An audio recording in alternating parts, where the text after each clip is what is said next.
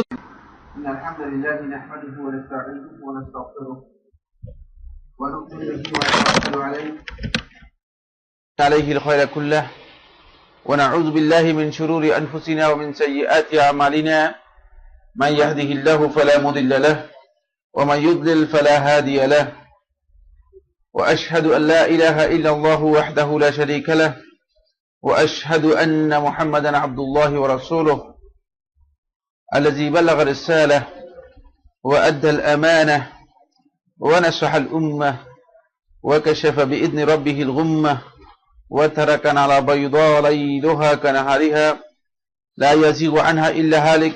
أما بعد، فإن خير الحديث كتاب الله وخير الهدي هدي محمد صلى الله عليه وسلم وشر الأمور محدثاتها وكل محدثة بدعة وكل بدعة ضلالة وكل ضلالة في النار، أو كما قال عليه الصلاة والسلام. يقول الله سبحانه وتعالى: ولا تكونوا كالذين تفرقوا واختلفوا من بعد ما جاءهم البينات وأولئك لهم عذاب عظيم। সম্মানিত উপস্থিতি, শুরুতেই আমরা আল্লাহ রাব্বুল আলামিনের শুকরগুজার হচ্ছি যে মহিয়ান রব্বুল ইজ্জত ওয়াল জালাল মেহেরবানি করে আমাদেরকে এই গুরুত্বপূর্ণ একটি দ্বীনি মজলিসে আমাদেরকে একত্রিত হওয়ার তৌফিক দিয়েছেন। এই জন্য আমরা আল্লাহ রাব্বুল আলামিনের শুকরিয়া আদায় করি, আলহামদুলিল্লাহ। আপনারা অবশ্যই জানেন যে অত্যন্ত গুরুত্বপূর্ণ একটি কিতাব, শেখ অত্যন্ত ছোট্ট এবং গুরুত্বপূর্ণ শেখ ডক্টর নাসির ইবনে আব্দুল করিম আল আকল এর লেখা এই কিতাবের উপর দীর্ঘদিন থেকে আমরা আলোচনা শুরু করে আসছি এবং আলোচনা মূলত এই কিতাবের ধারাবাহিকতাই আমরা আলোচনা করে যাব ইনশাআল্লাহ। প্রসঙ্গত দৃষ্টি আকর্ষণ করব, সেটি হচ্ছে আমি লক্ষ্য করছি যে বিভিন্ন সময় নতুন নতুন লোক অংশগ্রহণ করে থাকেন, কিন্তু এই আমরা যে বিষয়গুলো আলোচনা করতেছি এগুলো আকীদার মৌলিক এবং অত্যন্ত জটিল কিছু বিষয় নিয়ে। এই ক্ষেত্রে আকীদার প্রাথমিক ফান্ডামেন্টাল যে জ্ঞান আছে সেগুলো থাকা অপরিহার্য। যার আকীদার মৌলিক জ্ঞানগুলোই নেই, আমি যখন এই বিষয়গুলো আলোচনা করব তখন অনেক বিষয় আছে আসলে তার কাছে স্পষ্ট নাও হতে পারে। ফলে এই জিনিসটা এক্ষেত্রে কিছুটা কনফিউশন তৈরি হতে পারে। এই জন্য আমি আপনারা যারা নতুন আসছেন বা নতুন আসেন, আমি বিনীতভাবে অনুরোধ করব যে যেহেতু প্রাথমিক জ্ঞানগুলো হয়তো অনেকের আকীদার উপর নেই, আকীদার মৌলিক যে বইগুলো পড়া দরকার সেগুলো এখন আমরা যে বইটা পড়তেছি এটা হচ্ছে এটা হলো মূলনীতির উপর। আমরা আহলে সুন্নাত ওয়াল জামাতের আকীদার ক্ষেত্রে যে মূলনীতি আমরা অনুসরণ করব সেই মূলনীতির উপর আলোচনা করতেছি। এখন আকীদার ক্ষেত্রে মূলনীতির অনুসরণ করবেন আপনি, মূলনীতি আগে আকীদা তো বুঝতে হবে, ঠিক না? আগে আকীদার বিষয়গুলো আমাদেরকে বুঝতে হবে। এখন আকীদার বিষয়গুলোর উপর আর সবাই কি আসলে এই বিষয়ের উপর কি পড়েছেন কিনা বা সবাই পড়া আছে কিনা সেটার উপর নির্ভর করতেছে মূলত এই বইয়ের সাথে। যেহেতু আমরা এই বইয়ের উপর আলোচনা করছি, আমরা এই বইয়ের উপরেই আলোচনা করব। যদি কারো কনফিউশন তৈরি হয় তিনি পরবর্তী সময় জেনে নেওয়ার জন্য চেষ্টা করবেন।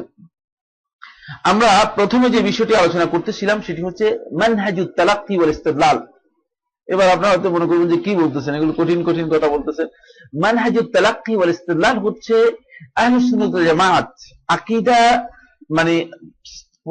আকীদাকে প্রমাণ করার ক্ষেত্রে এবং আকীদা সাব্যস্ত করার ক্ষেত্রে কোন নীতিমালার অনুসরণ করেছে, সেই নীতিমালাগুলো কি কি এগুলো আমরা আলোচনা করতেছিলাম। দলিল গ্রহণের ক্ষেত্রে এবং দলিল কোন কোন বিষয়ে দলিল হবে, কোন জিনিসের উপর নির্ভর করে আকীদার বিষয়গুলো সাব্যস্ত হবে, সেটা কি আমার বক্তব্যের মাধ্যমে সাব্যস্ত হবে না রাসূলুল্লাহ সাল্লাল্লাহু আলাইহি ওয়াসাল্লাম বক্তব্যের মাধ্যমে, কার বক্তব্যের মাধ্যমে, কিসের ভিত্তিতে আকীদার বিষয়গুলো সাব্যস্ত হবে। মূলত এই মৌলিক পয়েন্টে আমরা কথা বলতেছিলাম।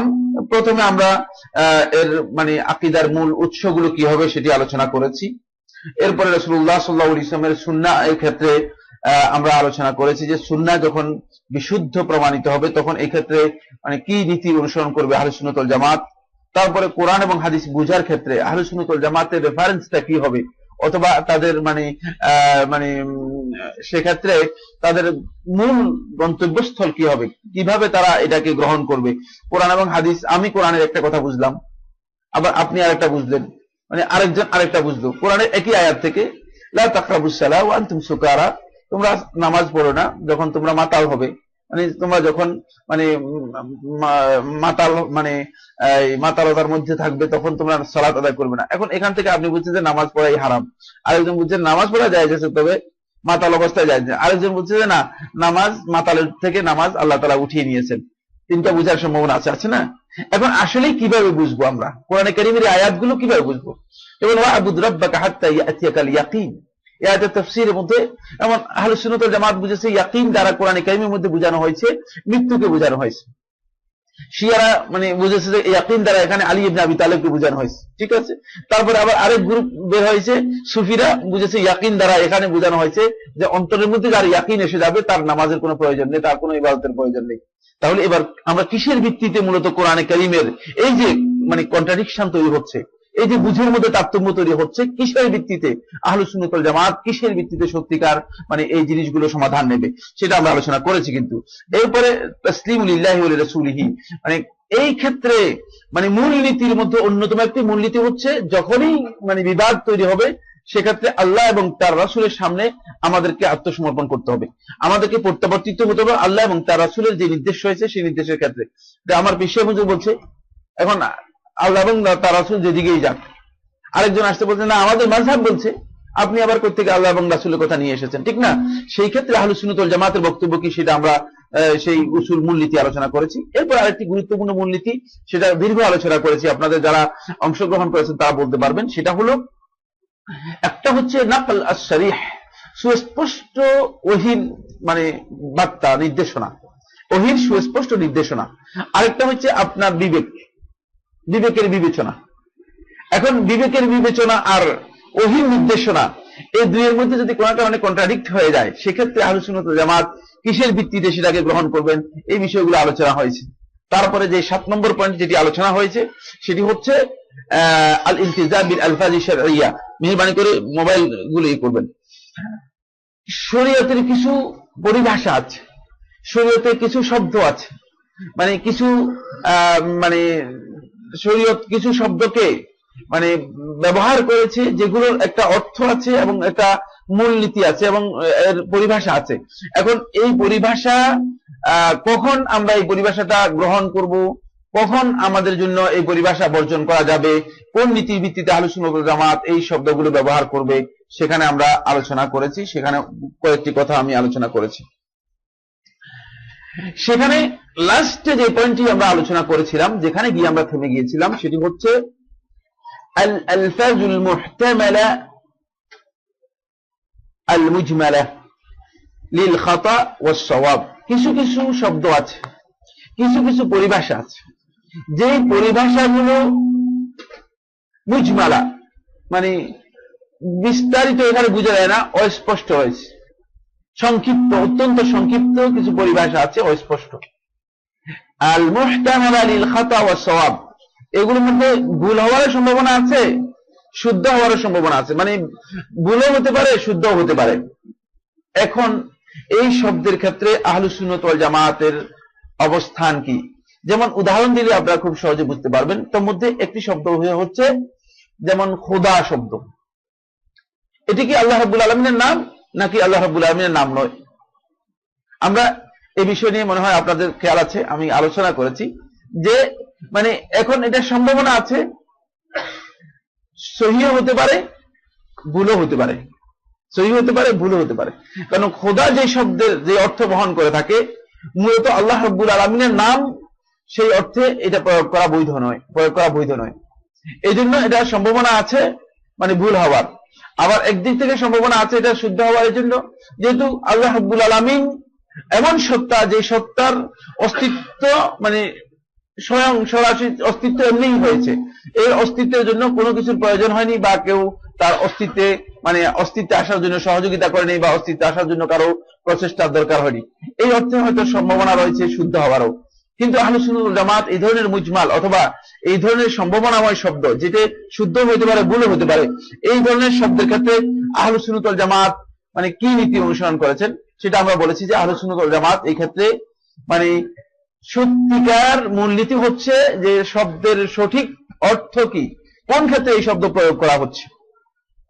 যদি এটি সম্ভাবনা থাকে যে নিশ্চিত সওয়াব হওয়ার, সঠিক হওয়ার, তাহলে গ্রহণযোগ্য হবে, অন্যথায় গ্রহণযোগ্য হবে না, অন্যথায় সেটা প্রত্যাখ্যাত হবে যদি এর মধ্যে কোনো বাতিলের সম্ভাবনা থাকে, এর মধ্যে কোনো বাতিলের সম্ভাবনা থাকে।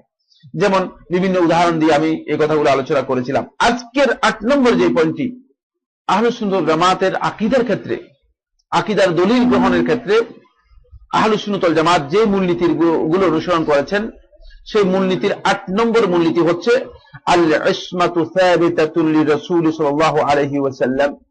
1 নম্বর পয়েন্ট, এই মূলনীতির প্রথম পয়েন্ট হচ্ছে আল ইসমাত একমাত্র রাসূলুল্লাহ সাল্লাল্লাহু আলাইহি ওয়াসাল্লামের জন্য সাব্যস্ত হয়েছে। আহলুস সুন্নাহ ওয়াল জামাতের আকীদা হচ্ছে ইসমাতটা হচ্ছে রাসূলুল্লাহ সাল্লাল্লাহু আলাইহি ওয়াসাল্লামের জন্য, আর কারো জন্য নয়। ইসমত কি জিনিস? ইসমত হচ্ছে মানে কোন ধরনের গুনাহ এবং পাপ থেকে নিষ্ক্লুষ হওয়া, মুক্ত হওয়া, নিষ্পাপ হওয়া, মানে পাপ মুক্ত হওয়া, পাপ থেকে মুক্ত হওয়া, অপরাধ থেকে, অন্যায় থেকে, পাপ থেকে মুক্ত হওয়াকে ইসমত বলা হয় থাকে। তাহলে এই আকীদার প্রথম কথা হচ্ছে, প্রথম বক্তব্য হচ্ছে ইসমত কার জন্য সাব্যস্ত হয়েছে? রাসূলের জন্য সাব্যস্ত হয়েছে, রাসূলের জন্য ইসমত সাব্যস্ত হয়েছে। এটা হলো মূলনীতি আমরা বলছি, তারপরে বিস্তারিত আলোচনায় আসবো। দ্বিতীয় পয়েন্ট হচ্ছে ওয়াল উম্মাতি ফি মাজমুইহা মাসুমাতুন মিনাল ইজতিমাই আলা দালালাহ। এরপর বলা হচ্ছে গোটা উম্মাহ সামগ্রিকভাবে, ফি মাজমুইহা মানে সামগ্রিকভাবে, উম্মাতের কোনো মানে একজন লোক নয়, বাই পার্সন নয়, একজন নয়, বরং গোটা উম্মাহ সামগ্রিকভাবে মাসুমাতুন, এটি নিষ্পাপ বা অপরাধ মুক্ত, এবং মিনাল ইজতিমাই আলা দালালাহ, কোন ধরনের বিভ্রান্তির উপর একমত হতে পারে না উম্মাহ। রাসূলুল্লাহ সাল্লাল্লাহু আলাইহি ওয়াসাল্লাম হাদিসের মাধ্যমে আহলুস সুন্নাহ ওয়াল জামাত এই দলিল নিয়েছেন। একটি হাদিসের মধ্যে রাসূলুল্লাহ সাল্লাল্লাহু আলাইহি ওয়াসাল্লাম ইরশাদ করেছেন, লা তাজতামিউ উম্মতি আলা দালালাহ, যে আমার উম্মত, গোটা উম্মত কোন অবস্থাতে কখনো বিভ্রান্তির উপর একমত হবে না। কোন বিষয়ে যদি গোটা উম্মত একমত হয়ে যায়, তাহলে বুঝতে হবে এটা পথভ্রষ্টতা নয়, এটা বিদআত নয়, এটা বিভ্রান্তি নয়। গোটা উম্মত যদি কোনো বিষয় একমত হয়ে যায়, কিন্তু আদৌ কি কোনো বিষয় গোটা উম্মত একমত হয়েছে কিনা, সামনে আমরা আলোচনার মধ্যে এই বিষয় স্পষ্ট করব, যাতে করে আমাদের এই বিভ্রান্তি দূর হয়। যে অনেকেই ধারণা করেন যে হ্যাঁ, এই মাসআলার মধ্যে, এই বিষয়ের মধ্যে উম্মত একমত হয়ে গিয়েছে, আসলে কিন্তু উম্মত একমত হয়নি। আসুন, এটা হলো দ্বিতীয় পয়েন্ট। তাহলে প্রথম পয়েন্ট হলো ইসমত কার জন্য সাব্যস্ত হয়েছে? রাসূলুল্লাহ সাল্লাল্লাহু আলাইহি ওয়াসাল্লামের জন্য। দ্বিতীয় পয়েন্টটা হলো উম্মতের ইসমত সাব্যস্ত হয়েছে, কিন্তু উম্মতের, গোটা উম্মতের সামগ্রিকভাবে তাদের জন্য ইসমত সাব্যস্ত হয়েছে, তাদের জন্য ইসমতটা সামগ্রিকভাবে সাব্যস্ত হয়েছে। মানে ইন্ডিভিজুয়ালি, পৃথক ভাবে কোন ব্যক্তির জন্য বা কোন গ্রুপের জন্য অথবা কোন দলের জন্য অথবা কোন ফিরকার জন্য কোন ধরনের ইসমত সাব্যস্ত হয়নি। বুঝাতে পারলাম কিনা এই বিষয়টি? এবার আসুন 3 নম্বর পয়েন্ট হচ্ছে ওয়া আম্মা আহাদুহা ফালা ইসমাতা লিআহাদিন মিনহুম। উম্মতের ব্যক্তিগতভাবে কোন ব্যক্তির জন্য অথবা কোন দলের জন্য অথবা কোন সুনির্দিষ্ট গ্রুপের জন্য অথবা কোন সুনির্দিষ্ট ব্যক্তির জন্য কোন ধরনের ইসমত সাব্যস্ত হয়নি।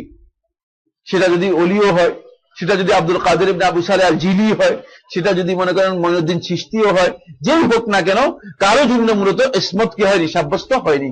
কারো জন্য যে তিনি অপরাধ মুক্ত অথবা নিষ্পাপ, মানে মাসুম, এটা সাব্যস্ত হয়নি, কারো জন্য এটি সাব্যস্ত হয়নি। এরপরে আসছে যে ওমা ইখতালাফা ফীহি আল-আইম্মাতু ওয়া গায়রুহুম ফামারজিউহু ইলাল কিতাবি ওয়াস সুন্নাহ। এরপর বলা হচ্ছে কিছু কিছু বিষয় আছে, যে বিষয়গুলোর মধ্যে ইমামদের অথবা গবেষকদের অথবা মুজতাহিদদের অথবা তাদের পর্যায়ে যে সমস্ত ব্যক্তিরা ছিল, যারা ইসলামের মৌলিক বিষয়গুলো নিয়ে চিন্তা গবেষণা করেছেন, তাদের যদি কোনো একটা বিষয় নিয়ে ইখতিলাফ হয়, মতপার্থক্য তৈরি হয়, এই মতপার্থক্যের ক্ষেত্রে ফামারজিউহু ইলাল কিতাবি ওয়াস সুন্নাহ, এটাকে ফিরাতে হবে, এটাকে নিয়ে যেতে হবে। প্রত্যাবর্তন স্থল হচ্ছে এটার কিতাব এবং সুন্নাহ, কোরআন এবং হাদিস, কোরআন এবং হাদিস।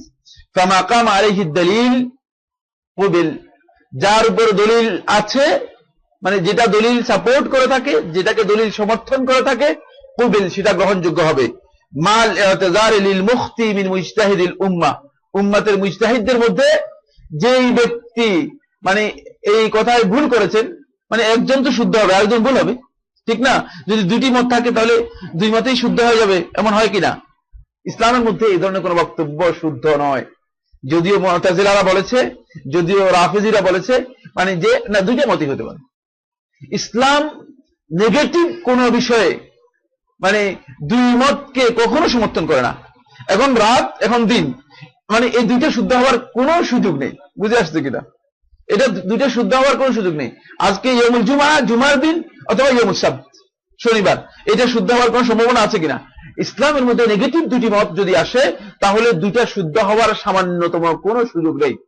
কিন্তু কিছু কিছু ইখতিলাফ আছে, কিছু কিছু বিষয় আছে নেগেটিভ নয়, একটা আরেকটার সাথে সহায়ক, অথবা এই মতটুকু ওই মতের বিপরীত নয়। এই মত এবং এই মত, দুইটা মতই মূলত মানে মূল বক্তব্যকে সাপোর্ট করছে, মূল বক্তব্যকে সাপোর্ট করছে, এবং সেটা একটা মতেই বুঝায়। যেমন সলাতুল উইতির, উইতিরের সলাতের ব্যাপারে কয়টা সূরত রাসূলুল্লাহ সাল্লাল্লাহু আলাইহি ওয়াসাল্লাম থেকে এসেছে? রাসূলুল্লাহ সাল্লাল্লাহু আলাইহি ওয়াসাল্লামকে 60টি সূরত হাদিসের মাধ্যমে প্রমাণিত হয়েছে। এই 60টি সূরতে যে কোনো অবস্থায় যদি কোনো ব্যক্তি বিতিরের সালাত আদায় করে, তার সালাত হয়ে যাবে। এখানে মানে ইখতিলাফ আসেনি, মানে এখানে ইখতিলাফ আসেনি, বুঝে আসছে? এখানে যে সূরত গুলো এসেছে একটা আরেকটার সাথে সহায়ক, অথবা একটা আরেকটার জন্য মানে মানে কমপ্লিমেন্টারি বা পরিপূর্ণতা দানকারী, এজন্য সেক্ষেত্রে কোনো ধরনের মানে কন্ট্রাডিকশন নেই, কোনো ধরনের দ্বিমত নেই, বৈপরীত্য নেই। 8 নম্বর এই বৈশিষ্ট্যটা আমরা আলোচনা করলাম। প্রথম আলোচনাটা আসছে, তাহলে আমরা এখানে 3টে পয়েন্ট পেলাম। আপনারা কি বুঝতে পেরেছেন? প্রথম পয়েন্টটা হচ্ছে আল ইসমাতু লিরাসূল, দ্বিতীয় হচ্ছে ইসমাতুল উম্মাহ, গোটা উম্মাহ সামগ্রিকভাবে তাদের ইসমাত সাব্যস্ত হয়েছে। কিন্তু তৃতীয় পয়েন্টটা হচ্ছে উম্মার কোন ব্যক্তির সুনির্দিষ্টভাবে ইসমাত সাব্যস্ত হয়নি, যত বড় কুতুব হোক না কেন, অথবা যত বড় ওলি বা অন্য কিছু হোক না কেন। এটা আমরা বুঝতে পারলাম 3টি পয়েন্টের মধ্যে। এবার আমরা যে বিষয়টি নিয়ে মানে কথা বলবো, সেটা হচ্ছে আমরা প্রথমে আসবো যে ইসমাত রাসূলুল্লাহ রাসূলের জন্য সাব্যস্ত হয়েছে, এটা আহলে সুন্নাত ওয়াল জামাতে বিশ্বাস করে থাকেন, এবং এটা হচ্ছে মূল কথা। যেহেতু রাসূল যারা রয়েছেন, এদেরকে আল্লাহ সুবহানাহু ওয়া তাআলা কালিমাতুত তাওহীদের দাওয়াত দিয়ে পাঠিয়েছেন, এবং তাওহীদের এই দাওয়াত নিয়ে তারা আল্লাহ রাব্বুল আলামিনের পক্ষ থেকে তাবলীগের জন্য নির্দেশিত হয়েছে, তাবলীগ করার জন্য নির্দেশিত হয়েছেন। তাবলীগ করার জন্য আবার বলতে কি বুঝেছেন আপনারা কে জানেন? আমরা মনে করছি ওই যে তাবলীগ আছে, মানে এই তাবলীগ বুঝাচ্ছি না। তাবলীগ শব্দের শাব্দিক অর্থ হচ্ছে কি? দাওয়াত, পৌঁছানো। তাবলীগ শব্দের শাব্দিক অর্থ হচ্ছে পৌঁছানো। তারা যেহেতু আল্লাহ রাব্বুল আলামিনের পক্ষ থেকে এই দাওয়াতি কাজ করেছেন, এই কারণে আল্লাহ সুবহানাহু ওয়া তাআলা তাদের এই যে মানে তাদেরকে অপরাধ মুক্ত রাখা, এই ক্ষেত্রে এটি আল্লাহ রাব্বুল আলামিন একটা অন্যতম দায়িত্ব নিয়েছেন। অন্যথায় যদি এই সম্ভাবনা থেকে যেত, নবী এবং রাসূলগণের ক্ষেত্রে যদি এই সম্ভাবনা থেকে যেত যে নবী এবং রাসূলগণ অপরাধ করেন, অন্যায় করেন, তাহলে নবীর যে বক্তব্যটুকু আমাদের কাছে আসছে, এটা কি বক্তব্যটা ভুল হয়েছে না শুদ্ধ হয়েছে, এই সম্ভাবনা থেকে যেত। ঠিক আছে কিনা? এই সম্ভাবনা থেকে যেত। এই সম্ভাবনা থেকে নবী এবং রাসূলদেরকে মাসুম করার জন্য, এই সম্ভাবনা থেকে তাদেরকে নিষ্কলুষ করার জন্য, এবং তাদের উপরে কোনো অবস্থায় এই ধরনের তহমত বা এই ধরনের অপবাদ যাতে করে ন্যস্ত করা না হয়, তাদেরকে এই ধরনের কোন তহমতের দিকে সম্পর্কিত করা না হয়, এই জন্য মূলত আল্লাহ রাব্বুল আলামিন তাদেরকে যেমনি ভাবে ওহীর মাধ্যমে সমৃদ্ধ করেছেন, তেমনি ভাবে তাদেরকে তাবলীগের ক্ষেত্রে, দাওয়াতের ক্ষেত্রে আল্লাহ রাব্বুল আলামিন তাদেরকে নিষ্পাপ করেছেন, দাওয়াতের ক্ষেত্রে তাদেরকে নিষ্পাপ করেছেন। আল্লাহ সুবহানাহু ওয়া তাআলা কোরআনে কারীমে সূরা আনআমের 89 নম্বর আয়াতের মধ্যে ইরশাদ করেন, উলাইকাল্লাযীনা আতাইনাহুমুল কিতাবা ওয়াল হুকমা ওয়ান নবুওয়াহ। আল্লাহ রাব্বুল আলামিন ওই নবীদের কথা উল্লেখ করে বলেন যে নবীদেরকে আল্লাহ সুবহানাহু ওয়া তাআলা 3টি জিনিস দিয়ে সমৃদ্ধ করেছেন। তাদেরকে উলাইকা, যাদেরকে আতাইনাহুম আমরা দিয়েছি, আল কিতাব, কিতাব দিয়েছি। নবী এবং রাসূলদের মধ্যে অনেকের কাছে কিতাব পাঠানো হয়েছে। যাদেরকে কিতাব দেওয়া হয়নি, এই আয়াতের মধ্যে বোঝা যাচ্ছে যে সবাইকে কিতাব দেওয়া হয়েছে, আসলে কিন্তু সবাইকে কিতাব দেওয়া হয়নি। যাদেরকে কিতাব দেওয়া হয়নি তাদেরকে কিতাবের অনুসারী করা হয়েছে। বুঝে আসছে কিনা? কোন নবী নেই যে নবী একটি কিতাবের অনুসারী ছিলেন না। বুঝে আসছে? কোন নবী নেই যিনি একটি কিতাবের অনুসারী ছিলেন না। প্রসঙ্গত আপনাদেরকে মাসালা জিজ্ঞেস করে আপনাদের থেকে এলেম নিতে চাই, সেটা হচ্ছে নবী এবং রাসূলের মধ্যে পার্থক্য আছে কিনা? এই মুরব্বী, কি পার্থক্য নেই? নিজস্ব কিতাব ছিল যেটা আল্লাহ তাদেরকে দিয়েছেন, আর নবীদের নবীরা তার পূর্ববর্তী যে কিতাবটা প্রচলিত ছিল সেটা নিয়ে ঠিক আছে কিনা এই বক্তব্য? কেউ দ্বিমত করতেছেন নাকি? উনি যেটা বলছেন একমত হয়ে গেছেন? এই যে দ্বিমত করতেছেন, জি, এই যে ইখতিলাফ এখানে লেগে যাচ্ছে, এবার দেখছেন? জি। তারপরে নবীগণ সাধারণত মুসলিমদের মধ্যে আসতেন, রাসূলগণ মুসলিম নিজেদের সবার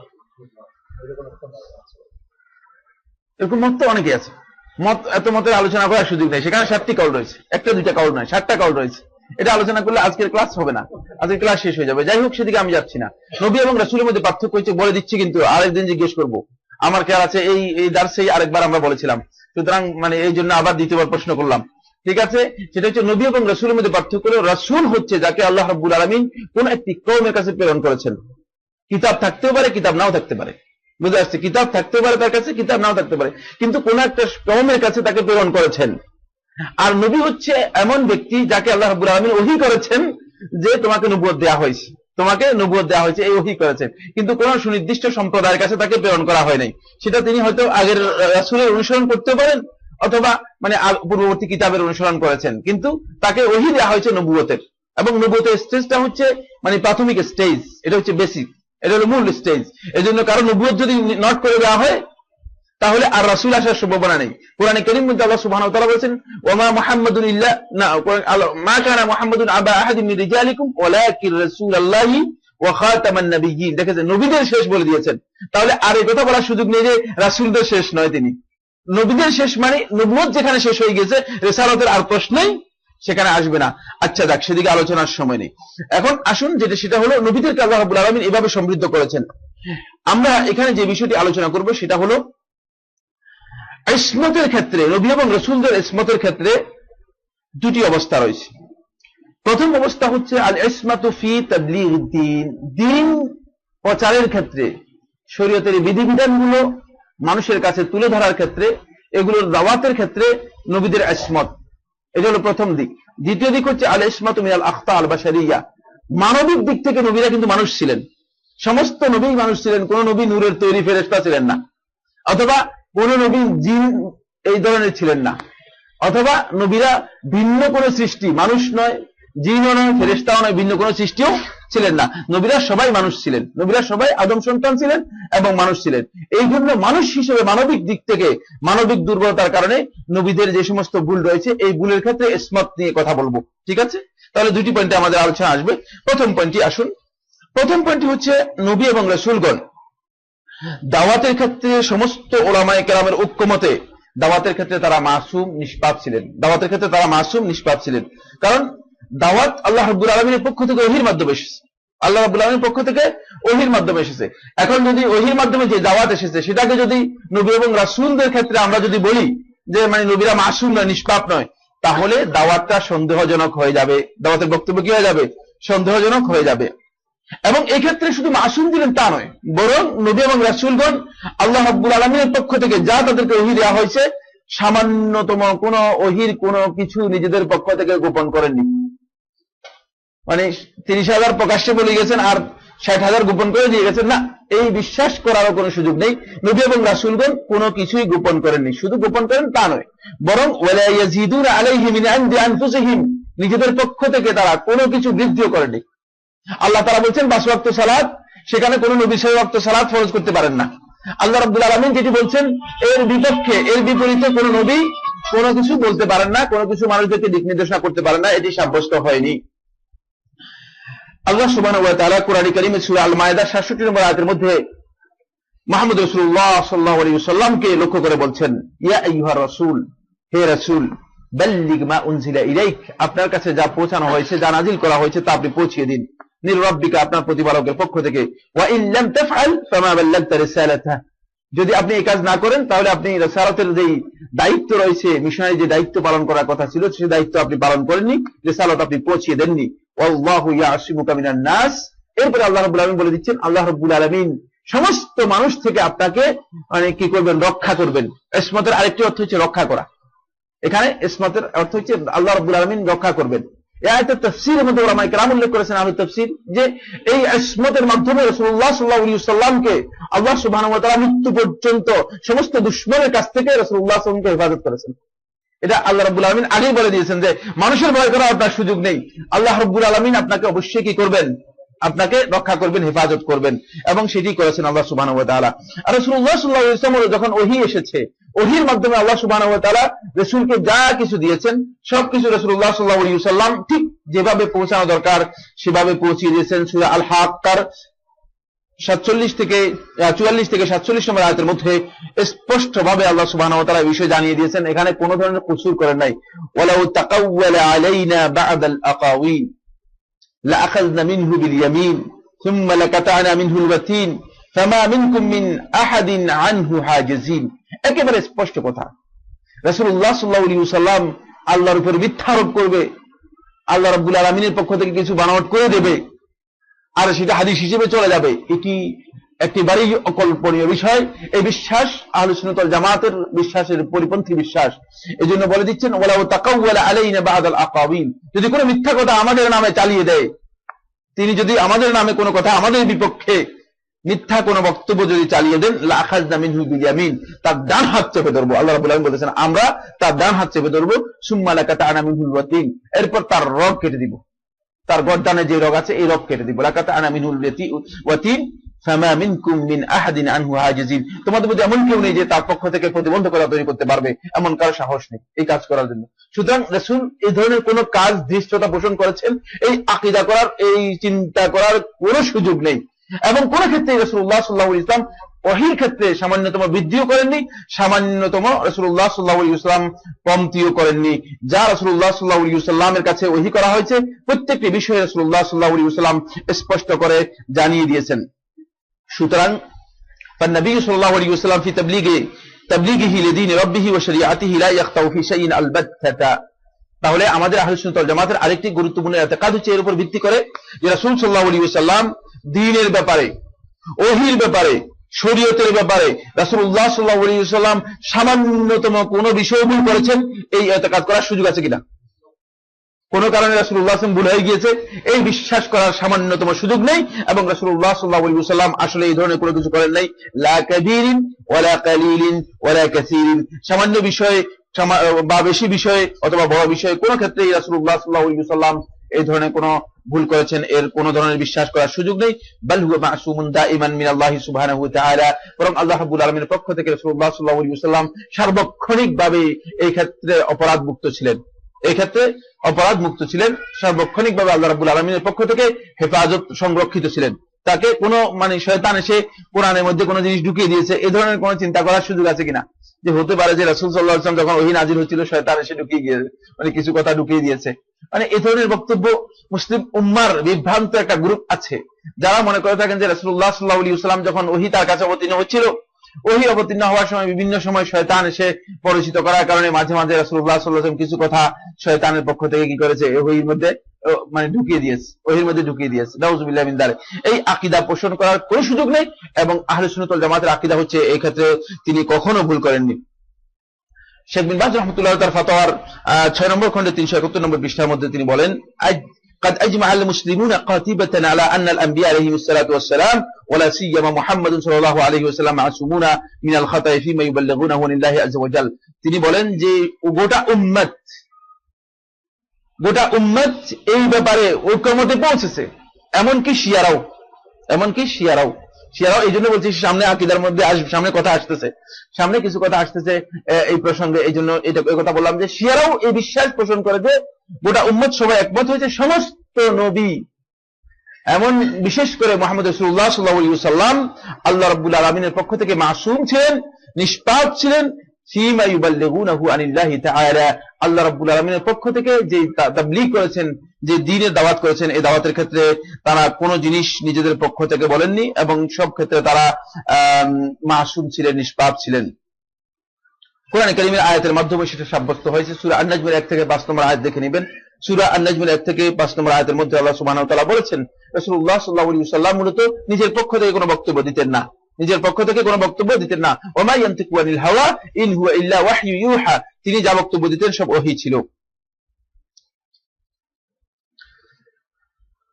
এরপরে তিনি বলেন ওয়াকাদ ইত্তাফাকাতিল উম্মাতু আলা আন্না রাসূলা মাসুমুনা ফি তাহাম্মুলি রিসালাতের দায়িত্ব বহনের ক্ষেত্রে রাসূলগণ মাসুম ছিলেন।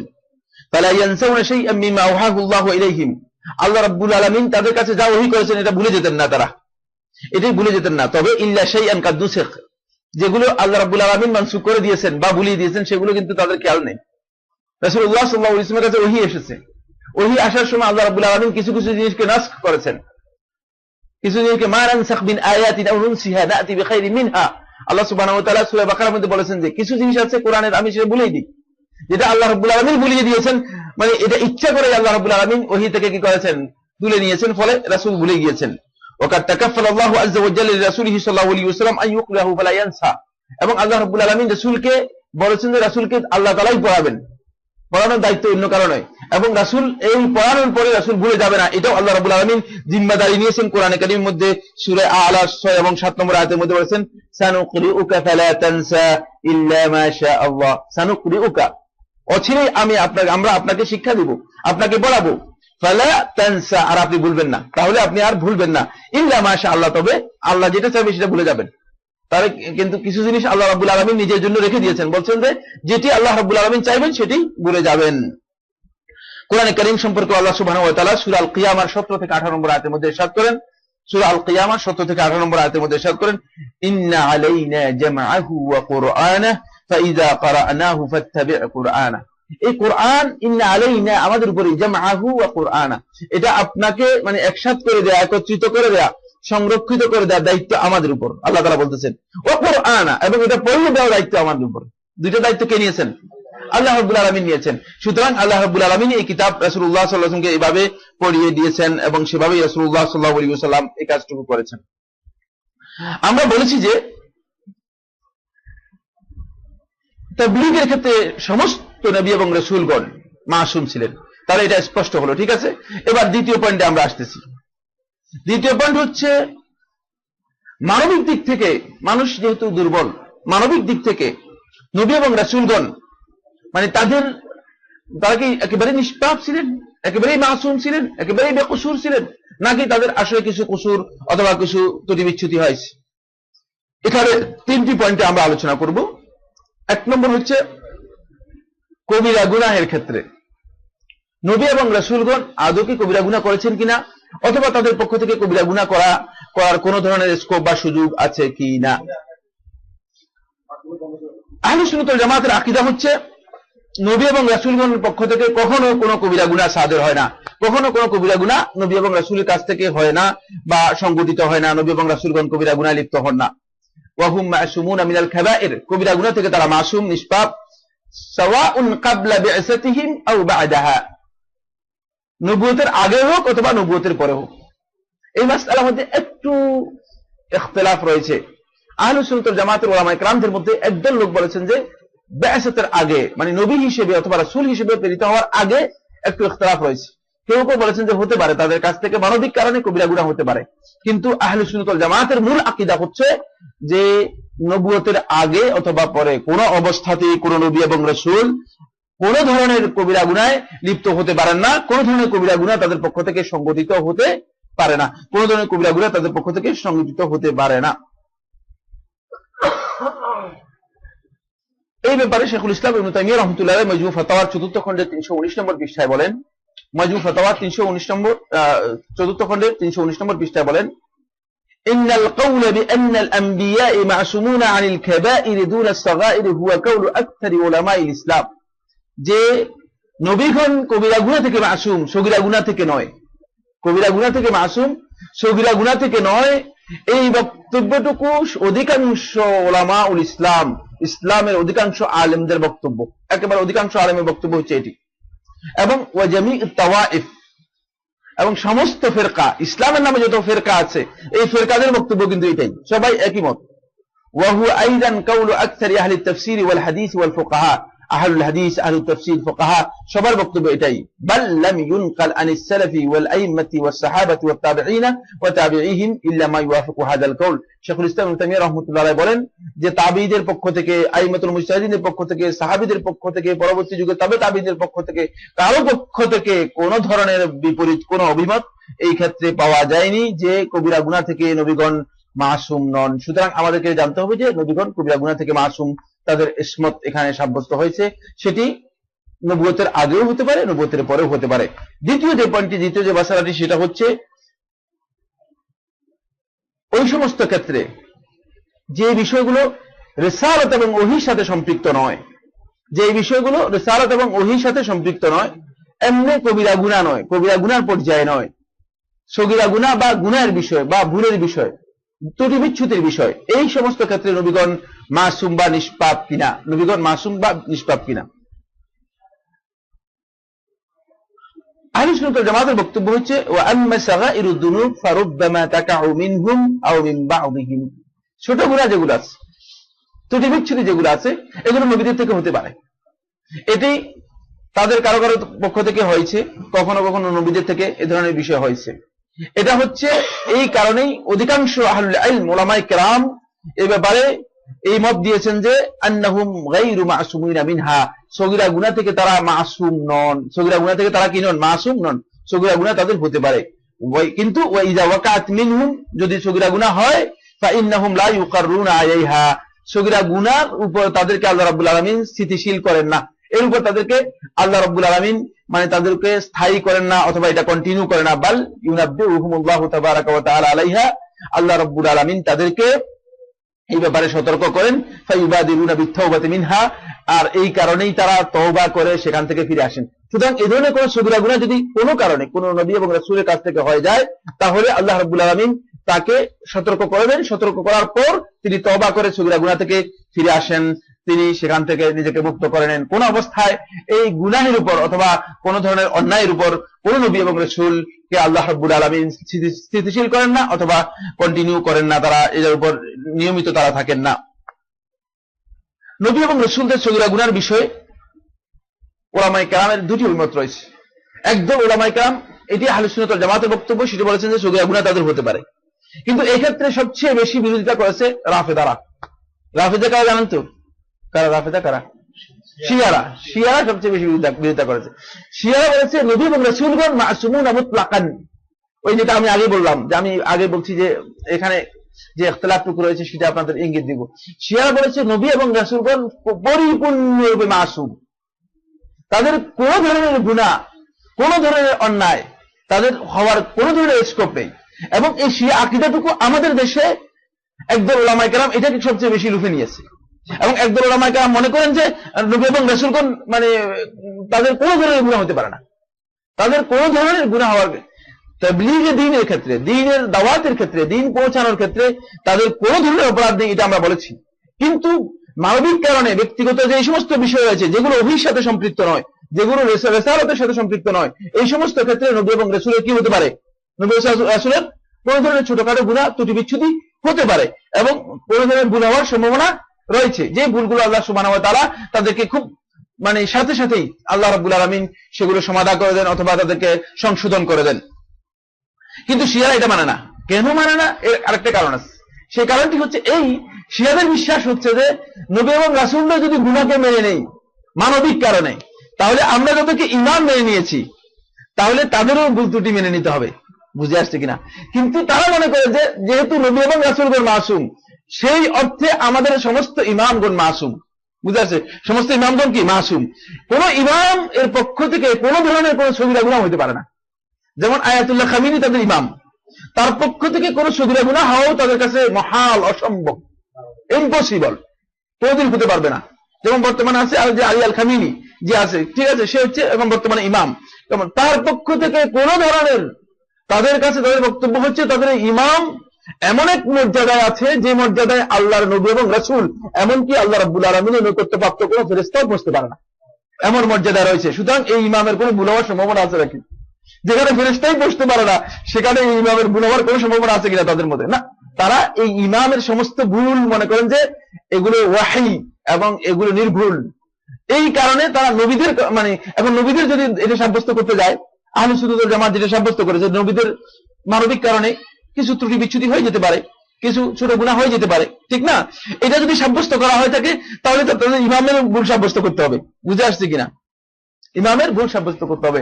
এই জন্য তারা বলেছেন না, নবীরা মাসুমুন মুতলাকান, একেবারেই কোন ধরনের শর্ত মর্ত নেই, সগীরা গুনাহ টুনা কিচ্ছু নেই, সব ক্ষেত্রে নবীরা মাসুম, যাতে করে তারা নিজেদের ইমামদের এই মাসুম হওয়াটা, নিষ্পাপ হওয়াটা অথবা নিরপরাধ হওয়াটা সাব্যস্ত করতে পারে। আমরা বলেছি যে নবীদের পক্ষ থেকে ছোট ছোট গুনাহ হতে পারে, সগীরা গুনাহ হতে পারে, যেগুলো আসলে কোরআন এবং হাদিসের মাধ্যমে সাব্যস্ত হয়েছে। এটা মানে এগুলো, এটা কোনো ইজতিহাদের বিষয় নয়। এই যে মানে বিষয়গুলো আপনারা কি বুঝতে পেরেছেন? এগুলো আদৌ কোনো ইজতিহাদের বিষয় নয়। মানে ইজতিহাদ করে এই কথা আমি বলার সুযোগ নেই যে হ্যাঁ নবী এবং রাসূলের ভুল হতে পারে, নাউযুবিল্লাহ মিন যালিক, এই কথা বলার সুযোগ আছে কিনা? আদৌ কোনো সুযোগ নেই। এর কারণ কি? কারণ হচ্ছে নবী এবং রাসূলের মানে এই যে মানে ছোট গুনাহগুলো, এগুলো যখন সাব্যস্ত করা হবে তখন নবী এবং রাসূল যে আল্লাহ রাব্বুল আলামিনের পক্ষ থেকে মনোনীত, এবং তারা যে মানুষ ছিলেন এই জিনিসটুকু মানে সাব্যস্ত হয়ে হলো, প্রমাণিত হলো। অন্যথায় তাদেরকে মানুষ সাব্যস্ত করার সুযোগ থাকবে না, কারণ মানবিক দুর্বলতা থেকে তাদেরকে ঊর্ধ্বে মনে করা হবে, এবং একদম সেটাই মনে করতেছেন। রাসূলকে নূরের তৈরি মনে করেন এবং রাসূলকে মনে করেন রাসূল ভিন্ন জিনিস, রাসূল ভিন্ন একটা জিনিস, মানুষ না। এবং কেউ কেউ বলেন তো অতি মানব, মানে মানবই তিনি মানে স্বীকার করেন না, তার মানে রাসূল সাল্লাল্লাহু আলাইহি ওয়াসাল্লাম মানুষ ছিলেন এটাই স্বীকার করেন না। তারা রাসূলকে অতি মানব হিসেবে মনে করেন এবং সেভাবে মানুষদেরকে বিভ্রান্ত করার জন্য চেষ্টা করেন। এটি মূলত সহিহ আকীদা বা আহলুস সুন্নাত ওয়াল জামাতের যে আকীদা রয়েছে, আহলুস সুন্নাত ওয়াল জামাতের আকীদার পরিপন্থী। আসুন কয়েকটা দলিল দিই, তাহলে আমাদের কাছে বিষয়টি স্পষ্ট হবে।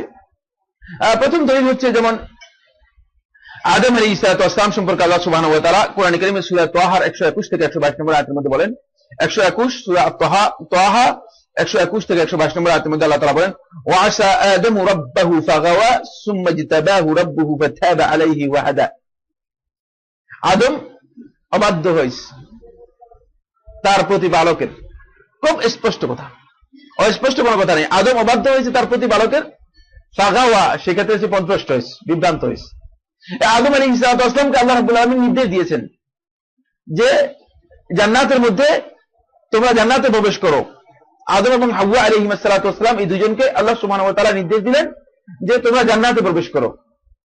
ফাকুলা মিনহা হাইসু শি'তুমা রাগাদা, তোমরা এই দুজন এখানে যা খুশি, যেভাবে খুশি তোমরা সেখান থেকে আহার করো, তোমাদেরকে খাবার জন্য অনুমতি দিলাম। কেমন? কিন্তু এর সাথে একটু লাগাই দিয়েছেন, কিন্তু ওয়ালা তাকরাবা হাযিহি শাজারা, এই গাছের কাছেও যাবে না। এই গাছটার আগে যা মানে এলোমেলো হয়ে গেছে। এখন শয়তান এসে একটা পলিসি করলো। সেই পলিসিটা হচ্ছে এই, আল্লাহ রাব্বুল আলামিনের নামে যদি কেউ কসম করে, ইমানদার ব্যক্তিদের ইমানের মানে একটা দাবি রয়েছে, সেটা হচ্ছে এটাকে স্বীকার করা, মেনে নেওয়া। বুঝে আসছে কিনা? দেখে আপনারা পড়ছেন কিনা তাওহীদের ৩ নম্বর পর্যায়ে? মনে হয় না, এখানে মনে হয় এই বিষয় সম্পর্কে আলোচনা হয়নি, হ্যাঁ। তাওহীদের কামালুত তাওহীদের ৩ নম্বর স্টেজ হচ্ছে এমন, সেটা হলো যে ইমানদার ব্যক্তিদের কাছে কোনো ব্যক্তি যখন আসবে, এসে কসম করে কোনো কথা বলবে, তখন সে সেটাকে মেনে নিবে, যেহেতু আল্লাহর নামে কসম করতেছে, এই জন্য সেটাকে মেনে নিবে। ফাকাসামাহুমা, শয়তান এসে আল্লাহর নামে কসম করে বলছে, ইন্নী লাকুমা মিনান নাসিহিন, আমি তোমাদের জন্য সবচেয়ে বড় উপদেশ দানকারী আসলাম। তারপরে উপদেশ দিয়ে বিভ্রান্ত করলো, বিভ্রান্ত করলো। এবং এটাকে আল্লাহ সুবহানাহু ওয়া তাআলা কোরআনে কারীমের মধ্যে বললেন যে এটি আদম আলাইহিস সালামের পক্ষ থেকে একটা ভুল হয়ে গেছে। এখন এটাকে দুনিয়ার কেউ যদি মানে শুদ্ধ বলেন, শুদ্ধ হবে কিনা আপনি বলেন তো? হবে। কেন হবে না? যেহেতু আল্লাহ রাব্বুল আলামিন এটাকে মিস্টেক বলে দিচ্ছেন, এটাকে আশা বলেছেন। এখন আমাদের একদল উলামায়ে কেরাম, বিশেষ করে যারা দেওবন্দি উলামায়ে কেরাম আছেন, না বুঝে কোরআন এবং হাদিস না বুঝে মানুষদেরকে বিভ্রান্ত করার চেষ্টা করেন। এই গোষ্ঠী মনে করেন যে না, এখানে আদম আলাইহিস সালাম ভুল করেন নাই, তো ভুল না করলে শুদ্ধ কোনটা করেছেন আল্লাহ রাব্বুল আলামিন স্বীকার দিচ্ছেন। এবং আল্লাহ রাব্বুল আলামিনের বক্তব্য, কোনো মানুষের বক্তব্য নয়, কোনো লোকের তৈরি করা বক্তব্য নয়। এই ক্ষেত্রে আদম আলাইহিস সালাম এটা মিস্টেক হয়ে গেছে, কিন্তু এই মিস্টেকটুকু হয়ে যাওয়ার পরে আল্লাহ রাব্বুল আলামিন কি আদম আলাইহিস সালামকে এই মিস্টেকের উপর তাকে কন্টিনিউ করতে দিয়েছেন? না, আল্লাহ সুবহানাহু ওয়া তাআলা তাকে কি করলেন? সতর্ক করে দিলেন এবং আদম আলাইহিস সালাম সম্পর্কে বলে দিলেন আল্লাহ রাব্বুল আলামিন, ফাতাবা আলাইহি ওয়া হাদা, আল্লাহ তাআলা তার তওবা গ্রহণ করলেন এবং তাকে হিদায়াত দিলেন। এই আয়াত থেকে স্পষ্ট বোঝা যাচ্ছে যে আল্লাহ সুবহানাহু ওয়া তাআলা মানে তাকে তওবার দিকে নির্দেশনা দিলেন, তিনি তওবা করলেন, আল্লাহ সুবহানাহু ওয়া তাআলা তাকে এই অপরাধ থেকে তওবার মাধ্যমে তাকে ক্ষমা করে দিলেন এবং এই অপরাধের উপর আল্লাহ রাব্বুল আলামিন তাকে সংশোধন করে দিলেন, এই অপরাধ থেকে তাকে সংশোধন করে দিলেন। তাহলে এখান থেকে বোঝা যাচ্ছে যে নবীদের এই বিষয়টি হতে পারে। কিন্তু এই বিষয়টাকে আল্লাহ সুবহানাহু ওয়া তাআলা কোরআনে কারীমের মধ্যে আশা শব্দ দিয়ে ব্যবহার করেছেন। এটা মূলত কবিরা গুনাহ নয়, সগীরা গুনাহ। এটা মূলত কবিরা গুনাহ নয়, সগীরা গুনাহ। কেন কবিরা গুনাহ নয়, সগীরা গুনাহ? আল্লাহর নির্দেশ অমান্য করলো, কেন সগীরা গুনাহ? এর কারণ হচ্ছে আদম আলাইহিস সালাম কে যে নির্দেশ দেওয়া হয়েছে, আদম আলাইহিস সালাম সেই নির্দেশ সম্পর্কে মানে আল্লাহ রাব্বুল আলামিনের নির্দেশ সম্পর্কে আদম আলাইহিস সালাম যেটা বুঝেছেন, সেটা হচ্ছে আদম আলাইহিস সালাম মনে করেছেন যে আল্লাহ রাব্বুল আলামিন সবকিছু তো খেতে বলেছেন, এটাকে হয়তো আল্লাহ রাব্বুল আলামিন বিশেষ কোনো কারণে মানে খেতে নিষেধ করেছেন। এবং আদম আলাইহিস সালাম সেখানে গিয়ে ইজতিহাদ করলেন, যে নিষেধ করলেন। এটাকে শয়তান একটা বুদ্ধি দিল যে আমি কি আলাম আদুল্লুকুমা আলা শাজারাতিল খুলদ, যে আমি কি তোমাদেরকে এমন গাছের দিক নির্দেশনা করবো না, দেখাবো না, যে গাছের মানে গাছ থেকে ফল খেলে তোমরা এখানে চিরস্থায়ী থেকে যাবে? তাহলে মানে বিভ্রান্ত হলো কিভাবে? বক্তব্যের মাধ্যমে বিভ্রান্ত। ইজতিহাদ করলেন যে এই গাছের ফল যদি খাওয়া যায় তাহলে সম্ভবত এখানে আমরা চিরস্থায়ী হয়ে যাব, সম্ভবত চিরস্থায়ী হয়ে যাব। এটা আদম আলাইহিস সালামের পক্ষ থেকে একটা ইজতিহাদ ছিল, নিজের মানে আল্লাহর নির্দেশ বুঝার ক্ষেত্রে একটা ইজতিহাদ ছিল। ফলে এই ইজতিহাদটুকু মূলত সগীরা গুনাহ ছিল বা ছোট গুনাহ ছিল, যেটা আল্লাহ রাব্বুল আলামিন পরবর্তীতে সংশোধন করে দিয়েছেন। এরপরে কোরআনে কারীমের অন্য আয়াতের মধ্যে আল্লাহ সুবহানাহু ওয়া তাআলা এই বিষয় সম্পর্কে স্পষ্ট করেছেন। মূসা আলাইহিস সালাতু ওয়াস সালামের একটি ঘটনা সূরা আল কাসাসের 15 থেকে 16 নম্বর আয়াতের মধ্যে আল্লাহ রাব্বুল আলামিন স্পষ্ট করে আলোচনা করেছেন। মূসা আলাইহিস সালাতু ওয়াস সালাম আপনারা জানেন এক কিপ্তিকে মানে একটা চট মেরেই শেষ করে দিয়েছে, মানে একটা এমন এক থাপ্পড় মেরেছে যে থাপ্পড়ের কারণে একেবারেই শেষ, মানে সাক্ষাৎ মৃত্যু হয়ে গেছে, স্পট ডেথ হয়ে গেছে। মানে মূসা আলাইহিস সালাতু ওয়াস সালামের এই কাণ্ডটি মূলত একটা জঘন্যতম বিষয় ছিল। আল্লাহ সুবহানাহু ওয়া তাআলা এটাকে কোরআন কারীমের মধ্যে উল্লেখ করেছেন এবং আল্লাহ রাব্বুল আলামিন ক্ষমা করে দিয়েছেন। এটি আল্লাহ সুবহানাহু ওয়া তাআলা কোরআনের মাধ্যমে একেবারে স্পষ্টভাবে উল্লেখ করেছেন, আল্লাহ রাব্বুল আলামিন কোরআনের মাধ্যমে উল্লেখ করেছেন। ঠিক অনুরূপভাবে রাসূলুল্লাহ সাল্লাল্লাহু আলাইহি ওয়াসাল্লামের ক্ষেত্রে সূরা আত-তাহরীমের 1 নম্বর আয়াতের মধ্যে আপনারা দেখতে পাবেন, ইয়া আইয়ুহান নাবিয়্যু লিমা তুহাররিমু মা হাল্লাল্লাহু লাকা তাবতাগী মারদাত আজওয়াজিকা ওয়াল্লাহু গফুরুর রাহিম। হে নবী, কেন আপনি লিমা তুহাররিমু মা আহাল্লাল্লাহু লাকা, আল্লাহ তাআলা তোমার জন্য যেটাকে হালাল করেছেন, যেটাকে আল্লাহ রাব্বুল আলামিন তোমার জন্য হালাল করেছেন, সেটাকে কেন তুমি হারাম করতেছো? তাবতাগী মারদাত আজওয়াজিকা, আপনি আপনার স্ত্রীদের সন্তুষ্টির জন্য এই কাজ করতেছেন। আল্লাহ রাব্বুল আলামিন কোরআনের মধ্যে রাসূলুল্লাহ সাল্লাল্লাহু আলাইহি ওয়াসাল্লামকে একটু কি করলেন, একটু মানে বৎসনা করলেন, খুব হালকাভাবে বৎসনা করেছেন। খুব কোরআনের মধ্যে এইভাবে আদম আলাইহিস সালাতু ওয়াস সালামের ব্যাপারে যেভাবে সোজা বলে দিয়েছেন, এখানে কিন্তু সোজা বলেন নাই, কিন্তু সোজা না হলেও রাসূলুল্লাহ সাল্লাল্লাহু আলাইহি ওয়াসাল্লাম বিষয়টি স্পষ্ট হয়েছে এবং বুঝতে পেরেছেন। পরবর্তী সময়ে রাসূলুল্লাহ সাল্লাল্লাহু আলাইহি ওয়াসাল্লাম এই বিষয় সম্পর্কে তওবা করেছেন। আবার দেখুন রাসূলুল্লাহ সাল্লাল্লাহু আলাইহি ওয়াসাল্লাম যখন বদরের যুদ্ধে একদল লোক যখন বন্দী হলো, তখন রাসূলুল্লাহ সাল্লাল্লাহু আলাইহি ওয়াসাল্লাম সাহাবীদের সাথে পরামর্শ করলেন। এই ক্ষেত্রে আল্লাহ রাব্বুল আলামিন আল্লাহ রাসূল সাল্লাল্লাহু আলাইহি ওয়াসাল্লামকে বর্ণনা করেছেন এবং কোরআনে কারীমের আয়াতের মাধ্যমে সাব্যস্ত হয়েছে।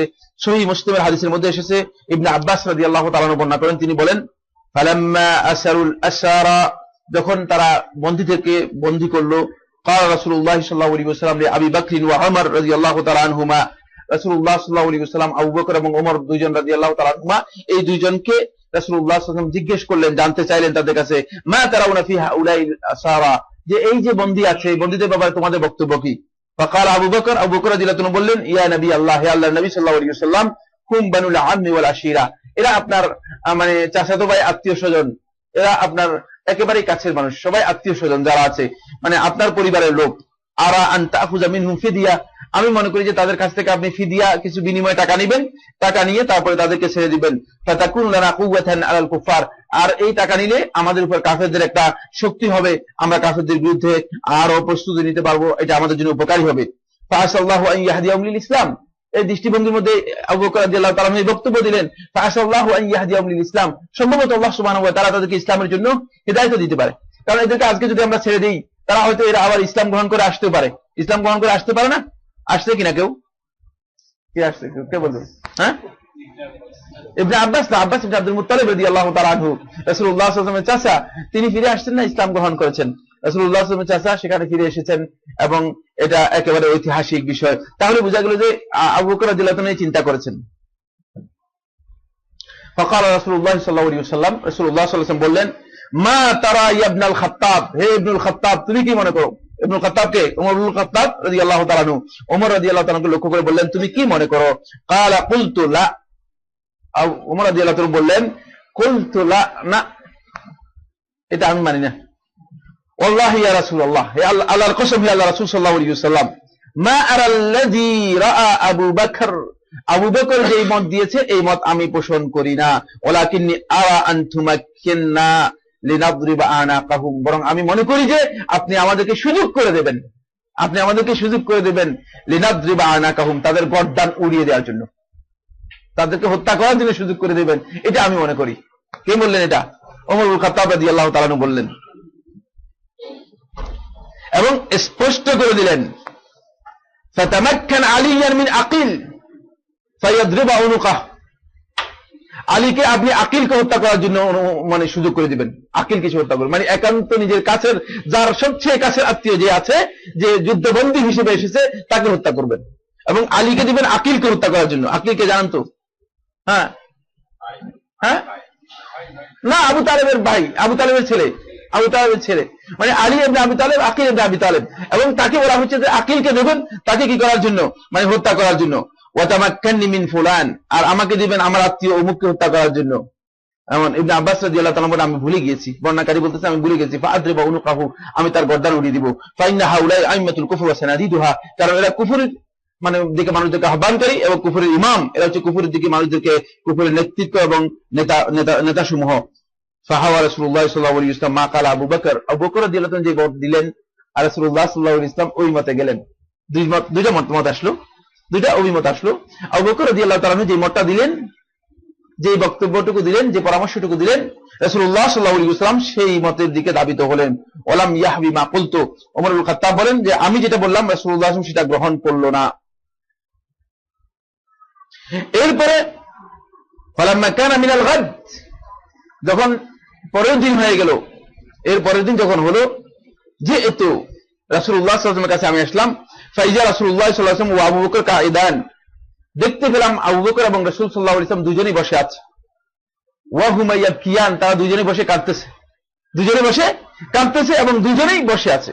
কুলতু ইয়া রাসূলুল্লাহ, ওমর ইবনে খাত্তাব রাদিয়াল্লাহু তাআলা আনহু বলেন, আমি প্রশ্ন করলাম, আমি জিজ্ঞেস করলাম, হে আল্লাহর রাসূল সাল্লাল্লাহু আলাইহি ওয়াসাল্লাম, আখবিরনি মিন আইয়ি শাইইন তাবকি আনতা ওয়া সাহিবুকা, আমাকে বলুন যে কোন বিষয়ের কারণে, কোন কারণে আপনি এবং আপনার সাথী অর্থাৎ আবু বকর রাদিয়াল্লাহু তাআলা আপনারা দুইজন কাঁদছেন।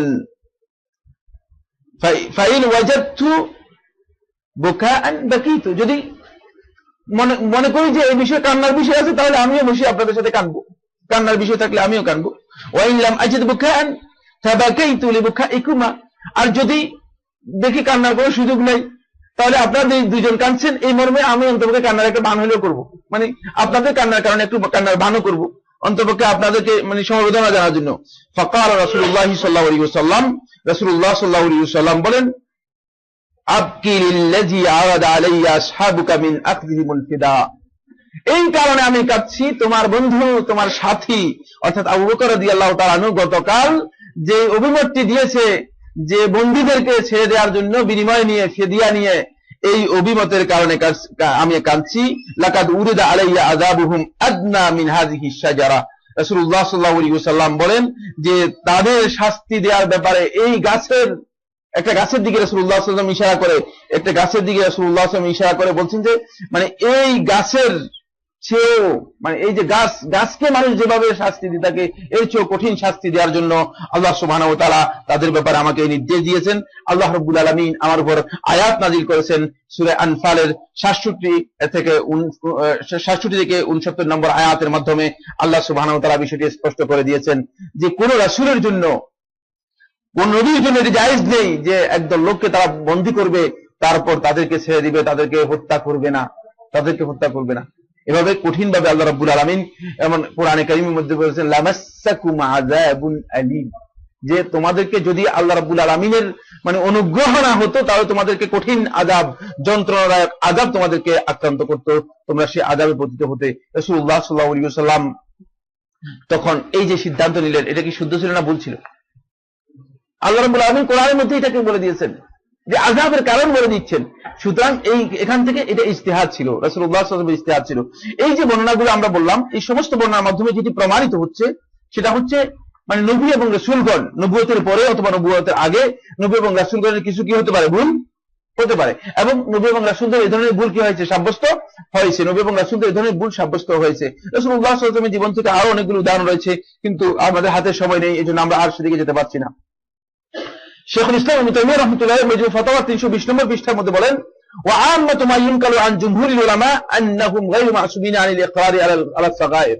এই কথা শেখুল ইসলাম ইবনে তাইমিয়া রাহমাতুল্লাহি স্পষ্ট করেছেন যে সমস্ত উলামায়ে কেরামের বক্তব্যের মাধ্যমে অথবা বেশিরভাগ উলামায়ে কেরামের বক্তব্যের মাধ্যমে এটি প্রমাণিত সত্য কথা হচ্ছে এই যে নবীগণ সগীরা গুনার ব্যাপারে নিষ্পাপ বা মাসুম নন, মানে সগীরা গুনাহ নবীগণ থেকে সংগঠিত হতে পারে, নবীগণ সগীরা গুনাহ লিপ্ত হতে পারেন, কিন্তু আল্লাহ রাব্বুল আলামিন নবীগণকে এই সগীরা গুনাহ থেকে কি করবেন? আল্লাহ রাব্বুল আলামিন ক্ষমা করবেন।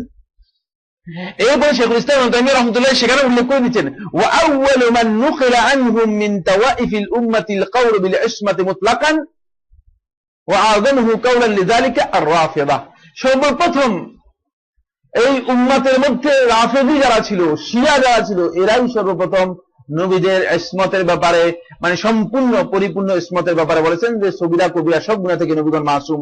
এছাড়া মূলত সুন্নাহর অনুসারীরা কেউ বলেন নাই, সুন্নাহর অনুসারীরা এই কথা কেউ বলেন নাই। ফাইনাহুম ইয়াকুলুনা বিল ইসমাতি হাত্তা মা ইয়াকাওয়ালা সাবিলিন নিসিয়ান ওয়াস সাহু ওয়াত তাউইল।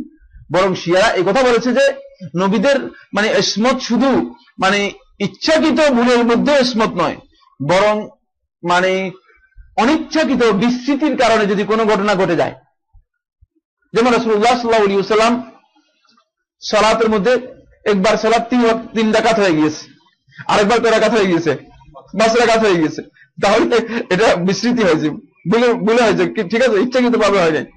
তাদের বক্তব্য হচ্ছে এই ভুলেও যদি কোনো কিছু হয়ে যায় সেগুলো নবীগণ মাসুম, সেগুলো নবী ভুল হতে পারে না নবীদের। শুধু ভুলের কথাই বলছে না, বরং তারা বলতেছে শুধু ভুল নয়, আরো হচ্ছে কি যদি নবীরা নিজেদের পক্ষ থেকে কোনো জিনিস ব্যাখ্যা দেন সেই ব্যাখ্যাটাও তাদের সেই ব্যাখ্যার ক্ষেত্রেও তারা মাসুম নিষ্পাপ। তাদের বক্তব্য সেখানেও মানে কোনো অবস্থায় ভুল ধরার বা ভুল হওয়ার কোনো সম্ভাবনা নেই। এই কথাগুলো তারা কেন বলেছে আমি আপনাদের বলেছি, সেটা হচ্ছে শুধুমাত্র ওই তাদের যে ইমামরা রয়েছে ইমামদের ইসমত সাব্যস্ত করার জন্য। এখন আসুন সেটা হলো কোরআন এবং হাদিসে নবীগণের যে বক্তব্যগুলো মানে সগীরা গুনার ক্ষেত্রে বলা হয়েছে এবং কবিরা গুনার ক্ষেত্রে তাদের ইসমতের কথা আহলে সুন্নাত ওয়াল জামাত যে বলেছেন, এই ক্ষেত্রে একদল লোক একথা মনে করেন যে যদি তাদের কাছ থেকে সগীরা গুনাহ হয়ে যায়, মনে নিলাম যে সগীরা গুনাহ নবীদের হয়ে থাকে, তাহলে এটা কি এই কাজটা যে নবী করছেন এটা কি গুনাহ হিসেবে করলেন? মানে এটা কি আসলে ভুল হলো না শুদ্ধ হলো, এটা বুঝবো কিভাবে?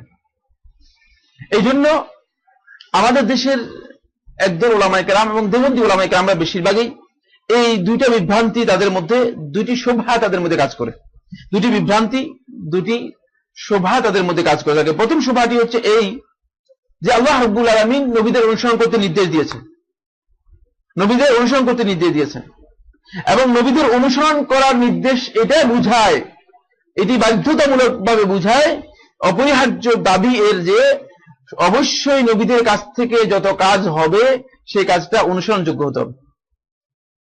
যেমন আমাকে মনে করেন মানে একজন বলে যে হ্যাঁ সাইফুল্লাহ ভাইকে অনুসরণ করতে পারে, এর অর্থ কি? এর অর্থ হচ্ছে যত ভুল আমার কাছ থেকে হবে সবগুলো আপনারা মেনে নেবেন, কারণ এগুলো সব অনুসরণযোগ্য।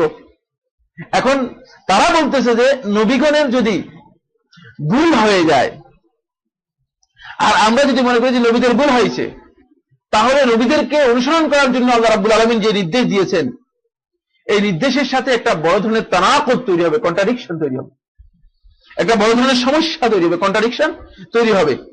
আর এই কারণেই মূলত ওয়াজিব হচ্ছে এই কথা বলা যে না নবীরা সবকিছু থেকে মাসুম, তাদের বক্তব্য হচ্ছে নবীরা সবকিছু থেকে মাসুম, এই কথা বলাটাই হচ্ছে মূলত মানে এটা হলো এর বক্তব্য, বা এই কারণে মানে তারা এটাকে দলিল হিসেবে পেশ করেছেন বা এই সন্দেহটুকু পেশ করেছেন। এই সন্দেহের উত্তর কি?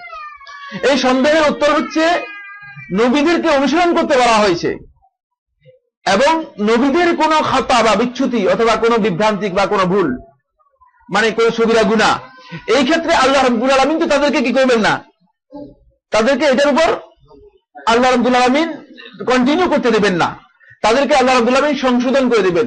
যেই সমস্ত ক্ষেত্রে আল্লাহ রাব্বুল আলামিন সংশোধন করে দিয়েছেন সেটা প্রমাণিত হবে, সেক্ষেত্রে সংশোধিত কাজটাই অনুসরণ করতে হবে। যেমন রাসূলুল্লাহ সাল্লাল্লাহু আলাইহি ওয়াসাল্লাম যেখানে 3 রাকাত সালাত আদায় করেছেন, দুনিয়ার কোনো আলেম এটা বুঝে না যে 3 রাকাত সালাত আদায় করলেও হয়ে যাবে, এটা বুঝছে কিনা দেখেছেন? তাহলে উম্মত কোন অবস্থাতেই ভুলটাকে ভুল হিসেবে চিহ্নিত করতে পেরেছে, ভুলটাকে শুদ্ধ হিসেবে বুঝে নাই। এটাকে অনুসরণ করার কোনো সুযোগ নেই যে রাসূলুল্লাহ সাল্লাল্লাহু আলাইহি ওয়াসাল্লাম ভুলে যেহেতু 3 রাকাত পড়েছেন তাহলে আমরা এই 3 রাকাত পড়তে পারবো, অথবা রাসূলুল্লাহ সাল্লাল্লাহু আলাইহি ওয়াসাল্লাম ভুলে যেহেতু 5 রাকাত পড়েছেন আমরা 5 রাকাত পড়তে পারবো, এটা কেউ বলে নাই। তাহলে বোঝা যাচ্ছে যে রাসূলুল্লাহ সাল্লাল্লাহু আলাইহি ওয়াসাল্লাম অথবা নবী এবং রাসূলদের যেখানেই কোনো কারণে মিস্টেক হয়ে যায়, যেখানে কোনো কারণে ভুল হয়ে যায়, সেখানেই আল্লাহ রাব্বুল আলামিন সংশোধন কি করেন, সেখানে সংশোধন করে দেন। এই জন্য সংশোধন করে দেওয়ার কারণে এটা স্পষ্ট যে নবী এবং রাসূলদের যে ভুলগুলো রয়েছে সেগুলো সংশোধিত হওয়ার কারণে ভুলটা গ্রহণযোগ্য নয়, ভুলটা অনুসরণযোগ্য নয়। সুতরাং এক্ষেত্রে কোনো ধরনের কন্ট্রাডিকশন তৈরি হওয়ার সুযোগ নেই, কন্ট্রাডিকশন আসার তৈরি হওয়ার সুযোগ নেই। তাই এই বিভ্রান্তিটুকু, এই শোভাটুকু গ্রহণযোগ্য নয়, এটাকে গ্রহণ করার সুযোগ নেই। দ্বিতীয় শোভাটি কি? দ্বিতীয় শোভাটি হচ্ছে আন্না যুনুবা তুনাফিল কামাল। এটা খুব ইম্পর্টেন্ট একটা শোভা, মানে অত্যন্ত গুরুত্বপূর্ণ একটা বিভ্রান্তি, মানে সন্দেহ। সেটা হলো, এই শোভার অর্থ হচ্ছে যে গুনাহ যদি করে কেউ, গুনাহ তো তার পরিপূর্ণতার বিপরীত। আমি গুনাহ করি, তারপরে আমি আবার ভালো কাজও করি, তাহলে মানে গুনাহটা আমার মানে এখানে আমার যে একটা মানে পরিপূর্ণতা, একটা মানে চারিত্রিক দিক থেকে এটা একটা ত্রুটিপূর্ণ, এটা একটা নাকস, দুর্বলতা, এটা একটা ঘাটতি, ঠিক না? এটা কোনো সন্দেহ নেই। এই মতো এই বক্তব্যে দ্বিমত আমরা পোষণ করি না যে হ্যাঁ এটা নাকস। তাহলে নবী এবং রাসূলগণ গুনাহ করলে তাহলে তাদের তো অপরিপূর্ণ, তাদের পরিপূর্ণতার অভাব রয়েছে। তাহলে তো নবী এবং রাসূলদেরকে আপনি ক্ষুদ্র করে ফেললেন, এটা এই সন্দেহ আসতে পারে না। এই সভাটুকু মানে একদল লোক মানে নবী সম্পর্কে আপনি এই কথা বলতেছেন। যেমন কেউ এটা প্রশ্ন উত্থাপন করতে পারে যে আপনি এটা বলতেছেন কার সম্পর্কে? নবী সম্পর্কে। তাহলে নবী সম্পর্কে আপনি এই ধরনের কথা বললে তো তাহলে সব বরবাদ করে দিলেন আপনি। আমি বলতেছি না, এই শোভাটুকু গলদ। গলদ হচ্ছে এজন্য যেহেতু গুনাহটা হচ্ছে পাপ, মানে নকশ, অপরিপূর্ণতা, পরিপূর্ণতার ক্ষেত্রে একটা ঘাটতি। কিন্তু এই গুনাহের সাথে যদি তওবা করে নেয় তাহলে এই ঘাটতি মিটিয়ে যায়। কথা কি বুঝে আসছে কিনা? যেহেতু নবী এবং রাসূলগণকে সংশোধন করে দিচ্ছেন স্বয়ং আল্লাহ রাব্বুল আলামিন। কে সংশোধন করে দিচ্ছেন? স্বয়ং আল্লাহ রাব্বুল আলামিন। এই জন্য যেহেতু স্বয়ং আল্লাহ সুবহানাহু ওয়া তাআলা তাদেরকে সংশোধন করে দিচ্ছেন, এই কারণে নবী এবং রাসূলগণ কোন অবস্থাতেই মানে তারা মানে তাদের ইসমতের জন্য এটি মুনাফি নয়, ইসমতের জন্য বিপরীত নয়, ইসমতের পরিপন্থী নয়। মানে নবুয়তের ক্ষেত্রে, রিসালাতের ক্ষেত্রে তাদের যে ইসমত সাব্যস্ত হয়েছে সেই ইসমতের জন্য এটা মুনাফি নয়, এটা বিপরীত কাজ নয় বা পরিপন্থী নয়। এটাই বুঝে যাচ্ছে, এটাই বুঝে যাচ্ছে। তাহলে এখানে যে জিনিসটুকু স্পষ্ট হচ্ছে সেটা হলো যে গুনাহ হতে পারে, গুনাহটা কিন্তু তওবার মাধ্যমে আল্লাহ রাব্বুল আলামিন সংশোধন করে দিচ্ছেন। যেহেতু আল্লাহ রাব্বুল আলামিন সংশোধন করে দিচ্ছেন, সুতরাং তাদের পরিপূর্ণতার সেখানে কোনো ধরনের ঘাটতি নেই এবং পরিপূর্ণতা তাদের সেখানে কোনো ধরনের ক্ষতি বা অসুবিধা হবে না। এবং আল্লাহ সুবহানাহু ওয়া তাআলা তাদেরকে সাথে সাথে যেহেতু এই বিষয়ে সতর্ক করে দিচ্ছেন, সাথে সাথে যেহেতু এই বিষয়ে সতর্ক করে দিচ্ছেন, সুতরাং উম্মতের তাদেরকে অনুসরণ করার ক্ষেত্রে কোনো ধরনের বিভ্রান্তি আসার কোনো সুযোগ নেই, কোনো ধরনের বিভ্রান্তি আসার কোনো সুযোগ নেই। এবং এই বক্তব্যের মাধ্যমে এটি প্রমাণিত হলো যে নবী এবং রাসূলগণের পক্ষ থেকে সগীরা গুনাহ হতে পারে এবং এটাই আহলুস সুন্নাত ওয়াল জামাতের আকীদা, এটাই আহলুস সুন্নাত ওয়াল জামাতের আকীদা। এই আকীদা আমরা পোষণ করব। এবং এরপরে 3 নম্বর যে পয়েন্টটি আমি আলোচনা করছি সেটা হলো অনিচ্ছাকৃতভাবে কোন দুনিয়াবী বিষয়ে নবী এবং রাসূলদের কোন ধরনের ভুল হতে পারে। অনিচ্ছাকৃতভাবে কোন ধরনের ভুল দুনিয়াবী বিষয় হতে পারে, নবী এবং রাসূলদের পক্ষ থেকে কোন ধরনের ভুল হয়ে যেতে পারে নবী এবং রাসূলদের। রাসূলুল্লাহ সাল্লাল্লাহু আলাইহি ওয়াসাল্লামের একটি হাদিস এর মাধ্যমে প্রমাণিত হচ্ছে। সেই হাদিসটি হচ্ছে রাফি ইবনে খাদিজ রাদিয়াল্লাহু তাআলা বর্ণিত সহিহ মুসলিমের হাদিসের মধ্যে রাসূলুল্লাহ সাল্লাল্লাহু আলাইহি ওয়াসাল্লাম ইরশাদ করেছেন, রাসূলুল্লাহ সাল্লাল্লাহু আলাইহি ওয়াসাল্লাম যখন মদিনায় আসলেন তখন মদিনায় এসে দেখতে পেলেন যে লোকেরা খেজুর গাছে তাবির করতেছে, খেজুর গাছের মধ্যে কলব লাগাচ্ছে, খেজুর গাছের মধ্যে কলব লাগাচ্ছে, তাবির করতেছে, এটাকে তাবির বলা হয়। তাকে রাসূলুল্লাহ সাল্লাল্লাহু আলাইহি ওয়াসাল্লাম বিষয়টাকে প্রথমে বুঝতে পারেন নাই এবং এই বিষয় সম্পর্কে রাসূলুল্লাহ সাল্লাল্লাহু আলাইহি ওয়াসাল্লামের মানে আগের কোনো মানে ধারণা ছিল না। মানে এটা একটা উৎপাদন এবং মানে কৃষির সাথে সম্পৃক্ত একটা কাজ। রাসূলুল্লাহ সাল্লাল্লাহু আলাইহি ওয়াসাল্লাম তাদেরকে এটা নেগেটিভ করলেন, নিষেধ করলেন। রাসূলুল্লাহ সাল্লাল্লাহু আলাইহি ওয়াসাল্লাম তোমরা এটা না করলেও পারো। কিন্তু দেখা গেল ওই বছর তাবির না করার কারণে শেষ পর্যন্ত ফলন হলো একেবারেই কম। তখন সবাই রাসূলুল্লাহ সাল্লাল্লাহু আলাইহি ওয়াসাল্লামের কাছে আসলো, এসে রাসূলুল্লাহ সাল্লাল্লাহু আলাইহি ওয়াসাল্লামকে বলল যে ইয়া রাসূলুল্লাহ, যে আমরা আপনার কথার কারণে আমরা এই কাজটুকু করেছি, এখন তো আমাদের ফলন কম হয়ে গেছে। তখন রাসূলুল্লাহ সাল্লাল্লাহু আলাইহি ওয়াসাল্লাম বিষয়গুলো স্পষ্ট করে দিলেন, একেবারে স্পষ্ট করে দিলেন। রাসূলুল্লাহ সাল্লাল্লাহু আলাইহি ওয়াসাল্লাম বলেন ইন্নামা আনা বাশার, আমি মানুষ। আরেক একদল লোক আছে রাসূল সাল্লাল্লাহু আলাইহি ওয়াসাল্লামকে মানুষ থেকে মানে অমানুষ বানানোর জন্য চেষ্টা করতেছে, নাউযু বিল্লাহি মিন যালিক। একটা বিভ্রান্ত গোষ্ঠী, এমন একটি বিষয় যে বিষয়ে আল্লাহ রাসূল সাল্লাল্লাহু আলাইহি ওয়াসাল্লামের যুগে সমস্ত কাফেরও একমত ছিল, কারো কোনো দ্বিমত নেই, যে বিষয়ে কোনো ধরনের ইখতিলাফ ছিল না। আজকে একটা বিভ্রান্ত গোষ্ঠী এটা মনে করে যে রাসূল সাল্লাল্লাহু আলাইহি ওয়াসাল্লাম অমানুষ ছিলেন, অথবা রাসূল সাল্লাল্লাহু আলাইহি ওয়াসাল্লাম অতি মানব ছিলেন, এটা বিভ্রান্তিকর কথা। ইন্নামা আনা বাশার, আমি মানুষ। ইযা আমারতুকুম বিশাইইন মিন দীনিকুম ফাখুযু বিহি, যখন দ্বীনের ব্যাপারে তোমাদেরকে কোনো বিষয় নির্দেশ দিব, দিন পালনের ক্ষেত্রে, পরিপালনের ক্ষেত্রে যখন আমি তোমাদেরকে কোনো বিষয় নির্দেশ দিব, ফাখুযু বিহি, তোমরা সেটাকে আঁকড়ে ধরবে, সেটাকে তোমরা গ্রহণ করবে। ওয়াইজা আমারতুকুম বিশাইইন মিন রাই, যদি আমার পক্ষ থেকে, রাই থেকে, আমার অভিমত থেকে, আমার চিন্তা থেকে যদি কোনো বিষয়ে তোমাদেরকে আমি কোনো বক্তব্য দিই, ফাইন্নামা আনা বাশার, আমি কেবলমাত্র মানুষ। রাসূলুল্লাহ সাল্লাল্লাহু আলাইহি ওয়াসাল্লাম স্পষ্ট করে দিয়েছেন আমি কেবলমাত্র মানুষ, আমার ভুলও হতে পারে, আমার শুদ্ধও হতে পারে। তাহলে এখান থেকে স্পষ্ট হয়ে যাচ্ছে যে রাসূলুল্লাহ সাল্লাল্লাহু আলাইহি ওয়াসাল্লাম দুনিয়ার ব্যাপারে, মানে যদি কোথাও কোনো বক্তব্য দিয়ে থাকেন সেখানে কি রয়েছে, এই ধরনের সম্ভাবনাও থাকতে পারে, যেহেতু দুনিয়ার এই বিষয়গুলো সম্পর্কে দুনিয়ার লোকেরা বেশি অভিজ্ঞ, এবং এটা অভিজ্ঞতার আলোকে নির্ধারণ করা হয়ে থাকে। যেমন কোন জমিনে কতটুকু দান দিলে কতটুকু দান হবে, এটা একজন অভিজ্ঞ লোক যেভাবে বলতে পারবে, আরেকজন মনে করেন কৃষিবিদ সেক্ষেত্রে এত মানে সুচারু, এত সূক্ষ্ম হিসাব দিতে পারবে না। এই জন্য নবীদের ক্ষেত্রেও ঠিক একই বক্তব্য, সেটা হচ্ছে নবীরা এই সমস্ত ক্ষেত্রে নবীদের পক্ষ থেকে কিছু মানে ত্রুটি বিচ্যুতি হতে পারে, তবে এই ত্রুটি বিচ্যুতি গুনাহের বিষয় নয়। এই ত্রুটি বিচ্যুতি যদি প্রমাণিত হয়, নবী এবং রাসূলগণ এই ত্রুটি বিচ্যুতিকে কি করবেন, তারা স্বীকার করে নেবেন, এবং রাসূলুল্লাহ সাল্লাল্লাহু আলাইহি ওয়াসাল্লাম সেটা স্বীকার করে নিয়েছেন। দেখেছেন, কোন নবী কোন যুগে এই কথা বলে না যে হ্যাঁ আমি যেটা বলছি সেটাই করতে হবে তোমাদের, আমি যেটা করছি সেটাই করতে হবে না। এতে কারণ দুনিয়ার বিষয়ে যদি কোনো কারণে ভুল হয়ে যায়, তাহলে ওয়াজিব হচ্ছে তিনি যদি নবীও হন, তাহলে তিনি কি করবেন, যেটা হক, যেটা সত্য, যেটা সঠিক, সেখান থেকে তিনি প্রত্যাবর্তিত হবেন। তাহলে এর মাধ্যমে আমরা যে জিনিসটুকু আমরা জানতে পারলাম, প্রথম মাসআলাটা জানতে পারলাম, সেটা হচ্ছে আল ইসমাতু সাবিতাতুল লিরাসূল, রাসূলের জন্য ইসমতের ব্যাপারে আমরা বিস্তারিত আলোচনা করলাম, যে রাসূলের জন্য, নবী এবং রাসূলদের জন্য যে ইসমতের কথা বলা হয়েছে, নবী এবং রাসূল যে মানে তারা যে নিষ্পাপ, তারা যে মাসুম, এই মাসুমের ক্ষেত্রে আহলে সুন্নাত ওয়াল জামাতে যে আকীদার কথা বলা হয়েছে, সেই আকীদা নিয়ে আমরা প্রথম পয়েন্টে আমরা এই কথা বললাম যে নবী এবং রাসূলগণ মাসুম, কিন্তু এই ইসমতটুকু আল্লাহ রাব্বুল আলামিন তাদের জন্য দ্বীনের ক্ষেত্রে, রিসালাতের ক্ষেত্রে, ওহীর ক্ষেত্রে আল্লাহ রাব্বুল আলামিন নিরঙ্কুশভাবে সাব্যস্ত করেছেন। আর দুনিয়ার মানবিক যে দিক আছে, সেই মানবিক ক্ষেত্রে কখনো কখনো তাদের কিছু ভুল ত্রুটি বিচ্যুতি হতে পারে, যেগুলোকে আল্লাহ সুবহানাহু ওয়া তাআলা ক্ষমা করে দিবেন। এটা হলো প্রথম পয়েন্ট, এটা হলো কি প্রথম পয়েন্ট।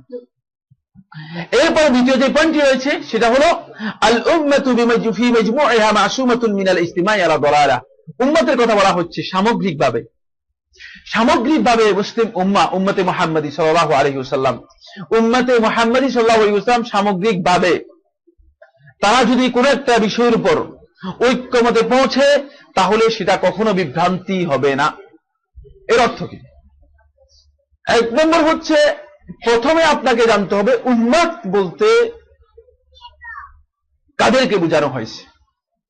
এখানে উম্মত বলতে মানে সমস্ত মানুষদেরকে বোঝানো হয় নাই। উম্মত বলতে বোঝানো হয়েছে মূলত এখানে ওই সমস্ত লোকদেরকে, উম্মতের যেই সমস্ত লোকেরা, উম্মতের যেই সমস্ত লোকেরা রাসূলুল্লাহ সাল্লাল্লাহু আলাইহি ওয়াসাল্লামের যেই হাদী ছিল, যেই হেদায়েতের উপর রাসূলুল্লাহ সাল্লাল্লাহু আলাইহি ওয়াসাল্লাম উম্মাহকে রেখে গেছেন, তার সাহাবীদেরকে রেখে গেছেন, সেই কিতাব এবং সুন্নাহের উপর যারা প্রতিষ্ঠিত আছে তাদেরকে বোঝানো হয়েছে। এখন কিতাব এবং সুন্নাহর বাইরে যারা চলে গিয়েছে, যেমন দুরুজ, যেমন নুসাইরিয়া, যেমন ইসমাইলিয়া, আগা খানিয়া, বাহাইয়া, সময় শেষ, মানে এই যে মানে বিভিন্ন ফিরকায়, বিভিন্ন গ্রুপে যে মানুষ দ্বিধা বিভক্ত হয়ে গিয়েছে, এখন এরা কি আদৌ এই উম্মতের এই বক্তব্যের মধ্যে তারা ইনক্লুড হবে কিনা? না, এই বক্তব্যের মধ্যে তারা ইনক্লুড হবে না। কেন ইনক্লুড হবে না? এর কারণ হচ্ছে তারা কিতাব এবং সুন্নাহর যে সহিহ মানহাজ রয়েছে, সরল মানহাজ থেকে বিচ্যুত হয়ে গেছে। এখন তারা মূলত কখনো হেদায়েতের উপর ঐক্যমতে বসতে পারবে না, হেদায়েতের উপর ঐক্যমতে বসতে পারবে, কারণ হেদায়েতের মূলনীতি হচ্ছে কিতাব এবং সুন্নাহ। কথা বুঝে আসছে? হেদায়েতের মূলনীতি হচ্ছে কিতাব এবং সুন্নাহ। কিতাব এবং সুন্নাহর এই মূলনীতি থেকে যারা বেরিয়ে গিয়েছে, কিতাব এবং সুন্নাহর মূলনীতি থেকে যারা বেরিয়ে গেছে, তারা কোনো অবস্থাতেই হেদায়েতের উপর আবার ফিরে আসতে পারবে না। এই জন্য মূলত উম্মার, সামগ্রিক উম্মার মধ্যে এরা ইনক্লুড নয়, সামগ্রিক উম্মার মধ্যে এরা ইনক্লুড নয়। সামগ্রিক উম্মার মধ্যে ইনক্লুড হচ্ছে যারা কিতাব এবং সুন্নাহের মানহাজকে অনুসরণ করবে, যারা কিতাব এবং সুন্নাহের মানহাজকে অনুসরণ করবে তাদেরকে বোঝানো হয়েছে। এবারে আরেকটি পয়েন্ট আলোচনা করব, সেটা হচ্ছে এই উম্মতের মধ্যে মানে উম্মতের সমস্ত উলামায়ে কেরাম, সমস্ত আলেমরা যদি কোনো একটা বিষয়ের উপর ঐক্যমতে পৌঁছেন, আর সেটা যদি কোরআন এবং হাদিসের বিপক্ষে হয়, তাহলে এটা কি হেদায়েতের বিষয় হবে কিনা? কাল্লা ওয়া হাশা, এটা কিন্তু বোঝানো হয়নি হাদিসের মধ্যে। মানে আমরা উম্মতের সমস্ত আলেমরা একসাথে হলাম, একসাথে বললাম যে ঠিক আছে রাসূলুল্লাহ সাল্লাল্লাহু আলাইহি ওয়াসাল্লামের সময় তো আসলে সুদের বিষয়গুলো অস্পষ্ট ছিল। এখন আমরা বুঝতে পেরেছি যে সুদ এবং মানে লেনদেন, মানে শেয়ার বাজার মানে ইত্যাদি যা আছে মানে সবকিছু লেনদেন এখন আমরা স্পষ্ট বুঝতে পেরেছি। এই লেনদেনগুলো মূলত জাহিল সমাজের লোকগুলো বুঝতে পারে নাই, এই জন্য আমরা বললাম যে হ্যাঁ এই লেনদেন এই সমস্ত কারবার এগুলো জায়েজ, এগুলো না জায়েজের কিছুই নেই। আমরা একমত হয়ে গেলাম, তাহলে এটা জায়েজ হয়ে যাবে কিনা? যদি এই একমত উম্মত পৌঁছে যায় তাহলে বুঝতে হবে যে মানে এই উম্মতের যারা একমত হয়েছে তারা ফাসাদের উপর একমত হয়ে গিয়েছে এবং তারা বিভ্রান্ত, তারা পথভ্রষ্ট। এবং কিয়ামত পর্যন্ত কোনোদিন এই মানে উম্মতের মধ্যে এই ধরনের ঐক্যমত সাব্যস্ত হবে না, এই ধরনের ঐক্যমত সাব্যস্ত হবে না। কোনো বিষয় সাব্যস্ত হয়নি আদৌ কোন যুগে কোন মাসআলার ব্যাপারে উম্মতের সমস্ত লোকের ঐক্যমত সাব্যস্ত হয়েছে কিনা? না, কোন যুগে কোন সময়ে উম্মতের এই মাসআলার ক্ষেত্রে ঐক্যমত সাব্যস্ত হয়নি। একজন লোক মনে করে থাকেন যে ওমর ইবনে খাত্তাব রাদিয়াল্লাহু তাআলা আনহুর সময় 20 রাকাত তারাবির উপর ঐক্যমত সাব্যস্ত হয়ে গেছে উম্মতের। ওমর ইবনে খাত্তাব রাদিয়াল্লাহু তাআলার সময় উবাই ইবনে কাব রাদিয়াল্লাহু তাআলা আনহুকে ওমর ইবনে খাত্তাব রাদিয়াল্লাহু তাআলা নির্দেশ দিয়েছেন 20 রাকাত তারাবি আদায় করার জন্য। তো তারা মনে করে থাকেন যে যেহেতু গোটা উম্মাহ 20 রাকাত তারাবির ব্যাপারে একমত হয়ে গিয়েছে, লা তাজতামু উম্মতি আলা দালালা, আর হাদিসের মধ্যে রাসূলুল্লাহ সাল্লাল্লাহু আলাইহি ওয়াসাল্লাম বলেছেন যে আমার উম্মত বিভ্রান্তির উপর একমত হবে না, বিভ্রান্তির উপর একমত হবে না। তাহলে এই হাদিস থেকে বোঝা যাচ্ছে স্পষ্টভাবে যে এটা যেহেতু উম্মত বিভ্রান্তির উপর একমত হবে না, এটা বিভ্রান্তি নয়, বরং এটা সুন্নাহ হিসেবে সাব্যস্ত হয়ে গেছে, এটা হেদায়েত হিসেবে সাব্যস্ত হয়ে গেছে। কিন্তু আদৌ কোন যুগে আসলে এই ঘটনা ঘটেছে কিনা? প্রথম কথা হচ্ছে এই ধরনের যে রিওয়ায়াত গুলো বর্ণনা করা হয় থাকে এই রিওয়ায়াত গুলো সহিহ নয়, একটিও সহিহ নয়, একটিও সনদের দিক থেকে সহিহ সাব্যস্ত হয়নি। প্রথম কথা হচ্ছে এই। দ্বিতীয় কথা হচ্ছে ওমর ইবনে খাত্তাব রাদিয়াল্লাহু তাআলা খুব নিজেই ওমর ইবনে খাত্তাব রাদিয়াল্লাহু তাআলা উবাই ইবনে কাবকে নির্দেশ দিয়ে কোনদিন ওমর ইবনে খাত্তাব রাদিয়াল্লাহু তাআলা নিজেও কি করেন নাই, উবাই ইবনে কাবের নেতৃত্বে জামাতে অংশগ্রহণ করেন নাই। একদিন এসে দেখলেন যে জামাতের লোকেরা নামাজ পড়তেছে, সহিহ বুখারী রিওয়ায়াতের মধ্যে এসেছে, দেখে খুব ভালো লেগেছে, বললেন যে নি'মাতিল বিদআতু হাযিহি, এই বিদআত খুব সুন্দর দেখা যাচ্ছে। ওমর ইবনে খাত্তাব রাদিয়াল্লাহু তাআলা বলতেছে বিদআতটা তো খুব সুন্দর, ভালো ভালো বিদআত। মানে ওমর ইবনে খাত্তাব রাদিয়াল্লাহু তাআলা যখন লোকদেরকে দেখতে পেলেন যে জামাতে সুন্দরভাবে তারা সালাত আদায় করছে, বললেন যে সুন্দর একটা কাজ হয়েছে, ভালো একটা, যেমন আমরা দেখি না যদি কোনো একটা কাজ আপনি করেন তখন আমি দেখি না মাশাআল্লাহ আপনার কাজটা খুব ভালো ভালো কাজ করেছেন, একটা ভালো কাজ করেছেন। মানে তিনি নিজেই মানে জিনিসটাকে প্রশংসা করলেন এই কাজটাকে, অথচ তিনি কি করলেন না, এতে অংশগ্রহণ করলেন না। তাহলে বোঝা যাচ্ছে যে উম্মতের একমত সাব্যস্ত হওয়ার প্রথমেই তো ওমর ইবনে খাত্তাব কি করেন না, একমত প্রথমেই ওমর ইবনে খাত্তাব রাদিয়াল্লাহু তাআলা সেখানে আসেন নাই। এই হাদিসের অপর বর্ণনার মধ্যে সহিহ বর্ণনার মধ্যে এসেছে ওমর ইবনে খাত্তাব রাদিয়াল্লাহু তাআলা উবাই ইবনে কাবকে নির্দেশ দিয়েছেন যখন 20 দিন অতিক্রম করতে উবাই ইবনে কাব রাদিয়াল্লাহু তাআলা নিজেই পালিয়ে যেতেন। শেষ 10 দিন উবাই ইবনে কাব রাদিয়াল্লাহু তাআলা নিজেই আসতেন না, নিজেই জামাত হতো না, তখন আর জামাত হতো না। তাহলে এখান থেকে বুঝা যাচ্ছে যে মূলত এখানে উম্মতের একমত সাব্যস্ত হওয়ার কোনো কিছুই এখানে নেই, এখানে কোনো কিছুই নেই। এবং এর বিপরীতে রাসূলুল্লাহ সাল্লাল্লাহু আলাইহি ওয়াসাল্লামের বিভিন্ন হাদিস সাব্যস্ত হয়েছে, সলাতুল লাইলের হাদিসগুলো সাব্যস্ত হয়েছে। তাহলে বোঝা যাচ্ছে যে এটা ঐক্যমতের কোনো বিষয় এখানে সাব্যস্ত হয়নি। ঐক্যমতের বিষয় হলে অবশ্যই উম্মত কোন বিভ্রান্তির উপর একমত হবে না। যেমন একটা মাসআলা আলী ইবনে আবি তালিব রাদিয়াল্লাহু তাআলার সময় সেই মাসআলার ব্যাপারে মানে সকল যুগে মানে উলামায়ে কেরাম এবং গোটা উম্মাহ একমত হয়েছে, সেটা হচ্ছে বাই উম্মুল ওয়ালাদ, উম্মুল ওয়ালাদ কি বিক্রি করা। উম্মুল ওয়ালাদ কি জানেন তো? না জানেন না? উম্মুল ওয়ালাদ কে বলতে পারবেন? উম্মুল ওয়ালাদ কাকে বলা হয়? না, একজনও বলতে পারবে না। উম্মুল ওয়ালাদ হচ্ছে কোন ব্যক্তি মানে তার যদি দাসী থাকে, ওই দাসীর সাথে যদি তার শারীরিক সম্পর্ক হয়, সম্পর্ক হওয়ার পরে যদি তার সন্তান হয়ে যায়, কোন দাসীর যদি মানে এভাবে সন্তান হয়ে যায়, এই দাসীকে বলা হয় তাকে উম্মুল ওয়ালাদ, মানে ওই সন্তানের মা। যেহেতু সন্তানটা মুনিবের, তাহলে তার মর্যাদাকে আল্লাহ রাব্বুল আলামিন আর দাসী রাখেন নাই, এখন আর দাসী নেই, সে তার মর্যাদা হয়ে গিয়েছে উম্মুল ওয়ালাদ নাম দিয়ে, সন্তানের মা। যেহেতু সন্তানের জনক হয়ে গিয়েছে, সন্তানের মা হয়ে গিয়েছে, এই জন্য তাকে আর দাসী ডাকা জায়েজ নেই, তাকে ডাকতে হবে কি এখন উম্মুল ওয়ালাদ। এই উম্মুল ওয়ালাদকে সমস্ত উম্মার সবাই একমত হয়েছে এটাকে বিক্রি করা হারাম, আর বিক্রি করতে পারবে না। কারণ হচ্ছে কি বিক্রি করবে কিভাবে? এখন তো সন্তান মানে যেহেতু মা হয়ে গিয়েছে, এখন সন্তান তো তার মায়ের মালিক হয়ে যাচ্ছে, এই কারণে সে স্বাধীন হয়ে যাবে, অল্প কিছুদিন পর স্বাধীন হয়ে যাচ্ছে, এই কারণে তাকে বিক্রি করার আর সুযোগ নেই। এখন যেহেতু সন্তানের মা হয়ে গেছে তখন তাকে আর বিক্রি, এই ব্যাপারে উলামা সমস্ত উম্মাহ একমত হয়েছে এবং এটা বিশুদ্ধ অভিমত, এখানে কোনো ধরনের ইখতিলাফ কোনো যুগে হয়নি। সাহাবীদের প্রত্যেক যুগে এটা সাব্যস্ত হয়েছে যে উম্মুল ওয়ালাদকে বিক্রি করা জায়েজ নেই। সুতরাং বিক্রি করা জায়েজ নেই, এখন সে আর দাসী থাকলো না, বিক্রি করা জায়েজ নেই, তাহলে সে কি থাকবে? দাসী থাকবে কিনা?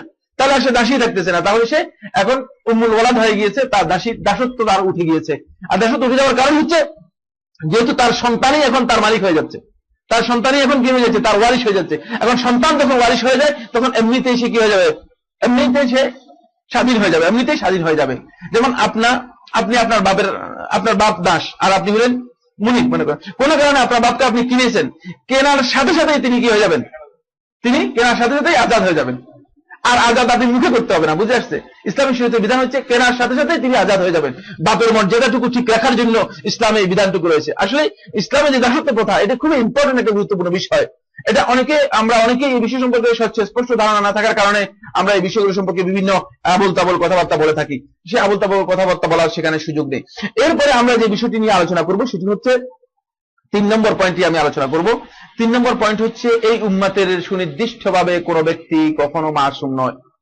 সুতরাং কোন ওলি, কোন পীর অথবা কোন ইমাম অথবা কোন দল অথবা কোন গোষ্ঠী অথবা কোন ফেরকা যদি তাদের ইসমত দাবি করে থাকে, তারা নিরপরাধ এবং তাদের কোনো গুনাহ নেই অথবা তাদের কোনো ভুল হতে পারে না, আর বহু দল আছে আমরা একেবারে নিষ্পাপ, মনে হয় যেন আল্লাহ রাব্বুল আলামিনের সাথে তাদের কোথাও গিয়ে কথা হয়ে গিয়েছে, আর আল্লাহ তাআলা বলে দিয়েছেন যে আপনি যে মাসআলা দিবেন সেই মাসআলাই সহিহ, আর বাকি সব বাতিল। নাউযুবিল্লাহি মিন যালিক। এই ধৃষ্টতা পোষণ করা আমি মনে করি কোন আলেমের জন্য জায়েজ নেই। এটা সবচেয়ে বড় ধৃষ্টতা। কারণ আল্লাহ রাব্বুল আলামিনের সাথে কথা বলে আপনি মাসআলা দিচ্ছেন না, আপনি মাসআলা দিচ্ছেন আপনার ইজতিহাদ অনুযায়ী, আপনার ইজতিহাদ অনুযায়ী। আর আপনার ইজতিহাদের মধ্যে ভুল হওয়ার সম্ভাবনা আছে, এটা আপনাকে মেনে নিতে হবে। প্রত্যেকটা ব্যক্তির ইজতিহাদের মধ্যে ভুল হওয়ার সম্ভাবনা রয়েছে, কিন্তু তিনি তার চেষ্টা অনুযায়ী সর্বোচ্চ চেষ্টা করবেন শুদ্ধ এবং কোরআন এবং হাদিসের ভিত্তিতে ফতোয়া দেওয়ার জন্য। এটা হচ্ছে মূলনীতি, এটা হলো মূলনীতি। এই জন্য কোনো ব্যক্তির জন্য কোনো ইসমত নেই, এবং কোনো ব্যক্তির এই ইসমত কোন অবস্থায় যদি কেউ সাব্যস্ত করে থাকে তাহলে সে আহলুস সুন্নাত ওয়াল জামাতের আকীদার পরিপন্থী করলো। আর এই ইসমত সাব্যস্ত করে যদি কোনো ব্যক্তির বক্তব্যের মাধ্যমে দলিল দেওয়া হয়ে থাকে তাহলে সেই দলিল বিভ্রান্ত। আহলুস সুন্নাত ওয়াল জামাত আকীদার ক্ষেত্রে এমনকি আমলের ক্ষেত্রেও কোনো ব্যক্তির বক্তব্যকে দলিল হিসেবে গ্রহণ করে না। শুধু আকীদার ক্ষেত্রে নয়, বরং আমলের ক্ষেত্রেও কোনো ব্যক্তির নিছক কোনো ব্যক্তির বক্তব্যকে দলিল হিসেবে গ্রহণ করবে না। সেটা ইমাম আবু হানিফা রাহমাতুল্লাহ আলাইহি বলছেন, ইমাম শাফিঈ রাহমাতুল্লাহ আলাইহি বলছেন, অথবা অন্য কোনো ইমাম বলেছেন। মানে এর উপর ভিত্তি করে আহলুস সুন্নাত ওয়াল জামাত কখনো কোনো দলিল গ্রহণ করবে না, কোনো দলিল গ্রহণ করবে না, এবং সেটি কোনো অবস্থায় জায়েজ নেই। এক্ষেত্রে বিভ্রান্তি আছে, এক্ষেত্রে বিভ্রান্তি আছে। প্রথম বিভ্রান্তি হচ্ছে হানাফি মাযহাবের একদল উলামায়ে কেরাম তাদের উসুলের মধ্যে এই কথা উল্লেখ করেছেন, এটা বিভ্রান্ত উসুল, এবং সেটা এই উসুলটু কারখির উসুলের মধ্যে, উসুলুল কারখি যারা পড়েছেন তারা বলতে পারবেন। উসুলুল কারখির মধ্যে এই বিষয়ে স্পষ্ট করে বলা হয়েছে যে কারখি তার উসুলের মধ্যে মাযহাবের জন্য একটা মূলনীতি তৈরি করেছেন। মাযহাবের জন্য কি করেছে, একটা মূলনীতি তৈরি করেছেন। তো মাযহাবের এই মূলনীতি কি? সে মূলনীতি হচ্ছে যে আমাদের ইমামের কোন বক্তব্য যদি কোন স্পষ্ট কোরআন এবং হাদিসের পরিপন্থী বিপরীত হয়, কথাটা বুঝেন, আমাদের ইমামের বক্তব্য যদি কোন স্পষ্ট কোরআন এবং হাদিসের বক্তব্যের পরিপন্থী হয় তাহলে কোরআন এবং হাদিসের সেই বক্তব্য হয়তো মানসুখ, রহিত হয়ে গিয়েছে, মানসুখ, সেটা গ্রহণযোগ্য নয় এমন, অথবা কোরআন এবং হাদিসের এই বক্তব্য ব্যাখ্যাযোগ্য, মুআওয়াল, ব্যাখ্যাযোগ্য, অথবা মানে কোরআন এবং হাদিসের এই বক্তব্যটুকু মূলত ইমাম এর কাছে গ্রহণযোগ্য না হওয়ার কারণে এটি মূলনীতির পরিপন্থী, আমাদের মূলনীতির পরিপন্থী, আমরা এটা গ্রহণ করব না। এটা মানে এটাকে আমরা বিভিন্ন ধরনের ব্যাখ্যা দিব, মানে হয়তো সেটা মানসুখ হয়ে যাবে, অথবা সেটা মানে ব্যাখ্যাযোগ্য হবে, অথবা সেটা আমাদের উসুলের মূলনীতির পরিপন্থী, সেটা আমাদের কাছে প্রত্যাখ্যাত, সেটা গ্রহণযোগ্য নয়, এই কোরআন এবং হাদিস ইমামের কাছে গ্রহণযোগ্য হবে না। কি মূলনীতি আবিষ্কার করলেন আপনি, যে মূলনীতির মাধ্যমে কোরআন এবং হাদিসকে বাতিল করার চেষ্টা করতেছেন। কোরআন এবং হাদিসের মাধ্যমে আপনার মূলনীতিকে বাতিল করার চেষ্টা করা দরকার ছিল, উচিত ছিল কোরআন এবং হাদিসের মাধ্যমে আপনার মূলনীতিকে আপনি বাতিল করবেন, কিন্তু পুরো উল্টা কাজ করলেন, আপনি কোরআন এবং হাদিসকে বাতিল করার চেষ্টা করলেন আপনার মূলনীতির মাধ্যমে। এই মূলনীতি বড় ধরনের বিভ্রান্ত, এই মূলনীতি বড় ধরনের বিভ্রান্ত। এবং এই মূলনীতির কারণে দেখা গিয়েছে যে একদল লোক যখন হাদিস পায় বলতেছে হাদিস মানসুখ, রফিউল হাদিস মানসুখ, কিসের ভিত্তিতে? ওই যে মূলনীতি, কারখির দেওয়ার মূলনীতি আছে, মূলনীতির ভিত্তিতে। যেহেতু ইমামের বক্তব্য হাদিসের বক্তব্যের পরিপন্থী, এবং হাদিস কি হবে, হাদিস কি হবে, মানসুখ। খুব সহজ বক্তব্য, খুব সহজভাবে আমরা হাদিসকে মেনে নিচ্ছি, হাদিসটা মানসুখ। আর মানসুখ না হলে সেটা দায়ীফ, দায়ীফ না হলে সেটা আমাদের কাছে প্রত্যাখ্যাত, মানে ব্যাখ্যার যোগ্য, আমরা ব্যাখ্যা দিব, আমরা ব্যাখ্যা দিয়ে দিব। কি ব্যাখ্যা দিব?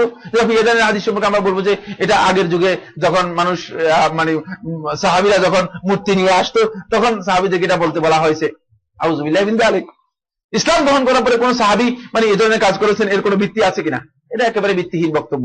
তো এই জন্য বলবো যে এই যে মূলনীতি, এই মূলনীতিটা মূলত আহলুস সুন্নাত ওয়াল জামাতের এই যে মৌলিক মূলনীতির কথা আমরা আলোচনা করলাম, এই মৌলিক মূলনীতির পরিপন্থী, এটা শুদ্ধ নয়। কারণ এই মূলনীতির মাধ্যমে আপনি একটা জিনিস প্রমাণ করতেছেন, সেটা হলো ইমামকে মাসুম প্রমাণ করতেছেন। ইমামের কথা ঠিক আছে, প্রয়োজনে কোরআন এবং হাদিস বাতিল, তাহলে ইমামকে আপনি মাসুম বানাচ্ছেন। অথচ ইমাম তো এই কথা বলে দেন নাই, কোন ইমাম এই কথা বলেন নাই। আবু হানিফা রাহমাতুল্লাহ আলাইহি বলেন নাই, ইমাম শাফিঈ বলেন নাই, ইমাম মালিকও বলেন নাই, কোন ইমাম এই কথা বলেন নাই। তাহলে আপনি মূলনীতি আবিষ্কার করে ইমামকে আপনি কি করতেছেন? মাসুম করার চেষ্টা করতেছেন। মানে ইমামের বক্তব্য যে কোনো অবস্থায় ঠিক থাকবে, কোরআন এবং হাদিসের গাঁট কি করব? গাঁট ভেঙে বাঁকা করে দেব। নাউযুবিল্লাহি মিন যালিক। এই বক্তব্য মূলত শুদ্ধ নয় এবং আহলুস সুন্নাত ওয়াল জামাতের যেই মূলনীতি আমরা আলোচনা করেছি এই মূলনীতির পরিপন্থী। আজকে মনে হয় আর আলোচনা হবে না, যেহেতু সময় অনেক হয়ে গিয়েছে। আমরা এই মূলনীতিতে আরো কিছু গুরুত্বপূর্ণ পয়েন্ট রয়েছে, সেটা আজকে আলোচনা করতে পারলাম না। ইনশাআল্লাহ তাআলা চেষ্টা করব আমরা বাকি যেই মূলনীতিগুলো আছে সেগুলো যখন আলোচনা করব, এর সাথে আমি চেষ্টা করব যে কথাগুলো বাকি রয়ে গেছে সেগুলো শেষ করার জন্য। আশা করি, আমার মনে হচ্ছে যেন বিষয়গুলো একটু, আমি প্রথমেই বলেছি যে আমরা যে বিষয়গুলো নিয়ে আলোচনা করতেছি সেগুলো কি একটু উপরের আলোচনা, সেগুলো মানে আকীদার মৌলিক বিষয়গুলো জানলে, আকীদার মূল বিষয়গুলো জানলে তাহলে আকীদার মূলনীতি সম্পর্কে মানে কথা বলতে পারবেন। এই জন্য আমরা আলোচনা যেহেতু করতেছি মূলনীতির উপর, এখানে আকীদার উপর দার্স হয়েছে, মানে অনেক দার্স হয়েছে, মানে হয়তো যারা নতুন আসছেন তাদের কাছে বিষয়গুলো একটু কঠিনও মনে হতে পারে, তবে মানে কঠিন হলে তিনি আরো জেনে নেওয়ার জন্য চেষ্টা করবেন ইনশাআল্লাহ তাআলা। কোনো প্রশ্ন থাকলে আসতে পারে। কোনো প্রশ্ন নাই না? মহান আল্লাহ বলেন, তোমাদের পালনকর্তা বলেন, তোমরা আমাকে ডাকো, আমি সাড়া দিব। যারা আমার ইবাদত অহংকার করে, তারা ইবাদত অহংকার করে অচিরেই জাহান্নামে প্রবেশ করবে লাঞ্ছিত হয়ে। আল মুমিন 60।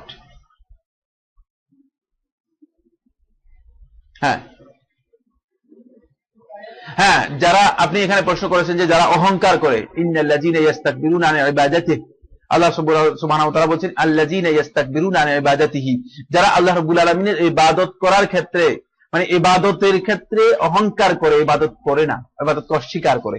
এখানে অহংকার দ্বারা বোঝানো হয়েছে ইবাদতের চেয়ে নিজে মনে করে যে আমি যেটা করলাম সেটাই শুদ্ধ।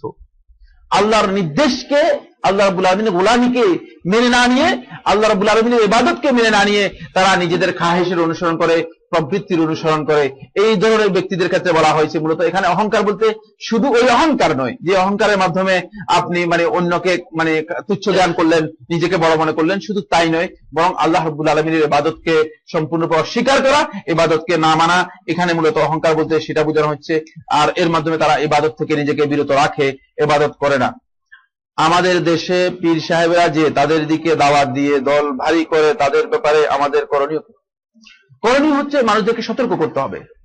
দাওয়াত তো আল্লাহর দিকে হতে হবে। দাওয়াতের যেখানেই কোরআনে কারীমের মধ্যে বক্তব্য এসেছে, হাদিসের মধ্যে বক্তব্য এসেছে, দাওয়াত এসেছে আদ-দাওয়াতু ইলাল্লাহ, আল্লাহর দিকে দাওয়াত হতে হবে। কিন্তু দুঃখজনক বিষয় হচ্ছে বর্তমানে আমাদের সমস্ত দাওয়াত হয়ে যাচ্ছে আদ-দাওয়াতু ইলাশ শাখস, আদ-দাওয়াতু ইলাল হিজব, আদ-দাওয়াতু ইলাল জামাআহ, আদ-দাওয়াতু কাযা ওয়া কাযা। দাওয়াত হচ্ছে ব্যক্তির দিকে, দাওয়াত হচ্ছে দলের দিকে, দাওয়াত হচ্ছে জামাতের দিকে, দাওয়াত হচ্ছে গোষ্ঠীর দিকে, দাওয়াত হচ্ছে আমার চিন্তাধারার দিকে। আমি আমার পকেটে লোকদেরকে একত্রিত করতে চাই। যদি কোনো ব্যক্তি সত্যিকার কোরআন এবং সুন্নাহর দিকে মানুষদেরকে আহ্বান না করে, কোন দলের বক্তব্য দিয়ে থাকে, তাহলে আমি আল্লাহর কসম দিয়ে বলছি সেটি দাওয়াত ইলাল হিজবিয়্যাহ, এবং এই দাওয়াত আল্লাহর দিকে দাওয়াত নয়। সেটা যেই ধরনের দল হোক না কেন, সেটা যেই ধরনের দল হোক না কেন, ইসলামে এই ধরনের দলের সামান্যতম কোনো অনুমোদন নেই। এই ধরনের দল উপদলে ইসলামকে বিভক্ত করা ইসলামী দৃষ্টিভঙ্গির পরিপন্থী। ইসলাম কঠিনভাবে নিষেধ করেছেন, আল্লাহ রাব্বুল আলামিন কোরআনের মধ্যে কঠিনভাবে এই বিষয়গুলো নিষেধ করেছেন। যেখানে আল্লাহ রাব্বুল আলামিন বলেছেন ওয়া'তাসিমু বিহাবলিল্লাহি জামিআন, সেখানে বলেছেন ওয়ালা তাফাররাকু, সেখানে দল ফেরকাবন্দি থেকে আমাদেরকে নিষেধ করা হয়েছে। অথচ মানে আমরা দল আবিষ্কার করতেছি, আরো দল আবিষ্কার করতেছি। আর কত দল করব? আর কত দল করবেন? এত দল করার কারণটা কি? মানে এর কারণ একটাই, সেটা হচ্ছে দল করার সুবিধা হচ্ছে হয়তো আমার মাসলাহাত, অর্থনৈতিক সুযোগ সুবিধা, অথবা আমার পোস্টের সুযোগ সুবিধা। যেমন আমি যদি একটা দল করি, তাহলে আপনারা সবাই আমাকে একটা আমির বানিয়ে দিবেন, ঠিক না? এখানে যারা আছেন হয়তো দু একজন বিরোধিতা করতে পারেন, কিন্তু বাট অধিকাংশ মনে করবে যে সাইফুল্লাহ ভাই দল করছে, এটাকে মানে আমরা সবাই মেনে নিয়ে তারপরে উনাকে আমির বানা দিই। এখন আমি আমির হয়ে একটু মোটা হয়ে বসে গেলাম, এই আর কি। মানে এটাই উদ্দেশ্য, এছাড়া আর কিছুই না, এছাড়া আর কিছুই না। এই সমস্ত দলাদলির মধ্যে এগুলো আল্লাহর দিকে মানুষদেরকে আহ্বান করা হচ্ছে না। এই জন্য পীরবাদের দিকে যারা আবিষ্কার মানুষদেরকে আহ্বান করতেছে, তাদের এটা একান্ত পীরবাদের দাওয়াত, এটা বেদাতের দিকে দাওয়াত, বেদাতের দিকে মানুষদেরকে দাওয়াত। এই জন্য আমরা আপনাদেরকে বলবো যে দাওয়াত ইলাল্লাহ যদি না হয় থাকে, এই দাওয়াত নয়, ইসলামী দাওয়াত নয়। সুতরাং এই সমস্ত ক্ষেত্রে মানুষদেরকে সচেতন করতে হবে যে আপনি যে দাওয়াত দিচ্ছেন আদৌ কি আপনার দাওয়াত কি তাবলীগের দিকে দাওয়াত না ইসলামের দিকে দাওয়াত। যদি ইসলামের দিকে দাওয়াত হয় তাহলে কোরআন এবং হাদিসের কথা বলতে হবে, আর যদি তাবলীগের দিকে দাওয়াত হয় তাহলে তাবলীগে চিল্লা দেন, চিল্লাই বলেন, শুধু চিল্লাই যত চিল্লাতে পারেন, চিল্লাইতে আপনার গলা ফেটে যাবে, তারপরে চিল্লান। কিন্তু যদি আপনি ইসলামের দিকে দাওয়াত দেন তাহলে কোরআন এবং হাদিস পড়ার জন্য আপনাকে বলা হবে। কোরআন এবং হাদিস পড়ে আপনি সমৃদ্ধ হতে পারবেন, তারপরে আপনি হিদায়াত লাভ করতে পারবেন। দুটার মধ্যে বিশাল পার্থক্য রয়েছে। আল্লাহু আলাম। আর কি প্রশ্ন আছে? প্রশ্ন কমায় দেন, শেষ করে দেন, যেতে হবে। নিজের অহংকার দূর করার বিষয়ে কোনো দোয়া করা যায় কিনা জানাবেন। অহংকারের ব্যাপারে দোয়া রয়েছে। রাসূলুল্লাহ সাল্লাল্লাহু আলাইহি ওয়াসাল্লাম অহংকার থেকে আল্লাহ রাব্বুল আলামিনের কাছে আশ্রয় চেয়েছেন, সুতরাং আল্লাহ রাব্বুল আলামিনের কাছে অহংকার থেকে আশ্রয় চাইবেন। তারপরে অহংকার মানে যেই সমস্ত কারণে, এটাকে আমরা এখানে আলোচনা করেছিলাম, আমার তো মনে হয় আলোচনা হয়েছে। অহংকারের চিকিৎসা আমাদের এখানে আলোচনা করেছিলাম না, কোথায় আলোচনা? এখানে এই বৈঠকে আমার মনে হয় অহংকার এবং আত্মবৃদ্ধি সম্পর্কে আমরা আলোচনা করেছি, আমার খেয়াল আছে। হয়তো অহংকার সম্পর্কে অথবা আত্মবৃদ্ধি সম্পর্কে, এই দুটার চিকিৎসার উপর আমরা আলোচনা করেছি। কারণ এই যে রোগগুলো রয়েছে, ভিতরে যে রোগগুলো রয়েছে, এগুলো চিকিৎসার উপর আমি দীর্ঘদিন থেকে আলোচনা করে আসতেছিলাম উত্তরাতে, এবং একদিন মানে একটা সুযোগে এর মধ্যে একটা মানে আলোচনা আমরা ঢুকিয়ে দিয়েছিলাম, যেখানে আসলে অহংকার এবং আত্মপ্রীতি থেকে নিজেকে রক্ষা করার জন্য যে চিকিৎসাগুলো আছে, নবী সাল্লাল্লাহু আলাইহি ওয়াসাল্লাম যে চিকিৎসা দিয়েছেন, সেই চিকিৎসাগুলো আমরা আলোচনা করেছিলাম। এটি খুব ইম্পর্টেন্ট। এই চিকিৎসাগুলো আপনাদেরকে নিতে হবে। আপনারা তো চিকিৎসা নেন মানে শুধুমাত্র মানে গায়ের মধ্যে মানে বিচি পেঁচড়া উঠলে এগুলো চিকিৎসা নিচ্ছেন, জ্বর উঠলে চিকিৎসা নিচ্ছেন, কিন্তু এই যে অন্তর মানে শেষ হয়ে যাচ্ছে, অন্তরের হাজার রকমের রোগে রোগাক্রান্ত হয়ে মানুষগুলো নিজেদের সব ধ্বংস করে দিচ্ছে, ঈমান আকীদা নষ্ট হয়ে যাচ্ছে, আমল নষ্ট হয়ে যাচ্ছে, এমনকি শারীরিক ভাবে শেখুল ইসলাম ইবনে কাইয়্যিম রাহমাতুল্লাহ তিব্বুন নববীর মধ্যে উল্লেখ করেছেন, শারীরিক অধিকাংশ অসুস্থতার কারণ আমরাদুল কুলুব, অন্তরের যে রোগগুলো আছে। অন্তরে মানুষ যখন বিষণ্ণ হয়, মানুষ যখন মেন্টালি সমস্যাগ্রস্ত হয়, তখন আস্তে আস্তে তার শারীরিক অন্যান্য রোগও দেখা দেয়। এটা আধুনিক বিজ্ঞান এবং আধুনিক মেডিকেল সায়েন্স এটাও প্রমাণ করেছে, মেডিকেল সায়েন্সের মাধ্যমে এটা প্রমাণিত হয়েছে। সুতরাং এই যে রোগাক্রান্ত হচ্ছে, বিভিন্ন ধরনের আমরা অসুস্থ হচ্ছি, এগুলোর মূল কারণ হচ্ছে মূলত আসলে অন্তরের চিকিৎসাগুলো আমাদের ঠিক মতো হচ্ছে না। এই চিকিৎসাগুলো খুবই প্রয়োজন এবং সেগুলো আমাদেরকে জানতে হবে, জানার চেষ্টা করতে হবে, আল্লাহ রাব্বুল আলামিনের কাছে বেশি বেশি করে আশ্রয় চাইতে হবে। এরপরে কিছু কিছু হাদিস থেকে পাওয়া যায় যে রাসূলুল্লাহ সাল্লাল্লাহু আলাইহি ওয়াসাল্লাম বলেছেন, সে মুমিন নয়, সে মুমিন নয়, সে মুমিন নয়। এরূপ বক্তব্য যাদের সম্পর্কে এসেছে তারা কি মুসলিম নয়? না, মুসলিম তারা, কিন্তু তাদেরকে বলা হয়েছে তারা মুমিন নয়। খেয়াল রাখতে হবে, মুসলিম এবং মুমিনের মধ্যে পার্থক্য রয়েছে। তারা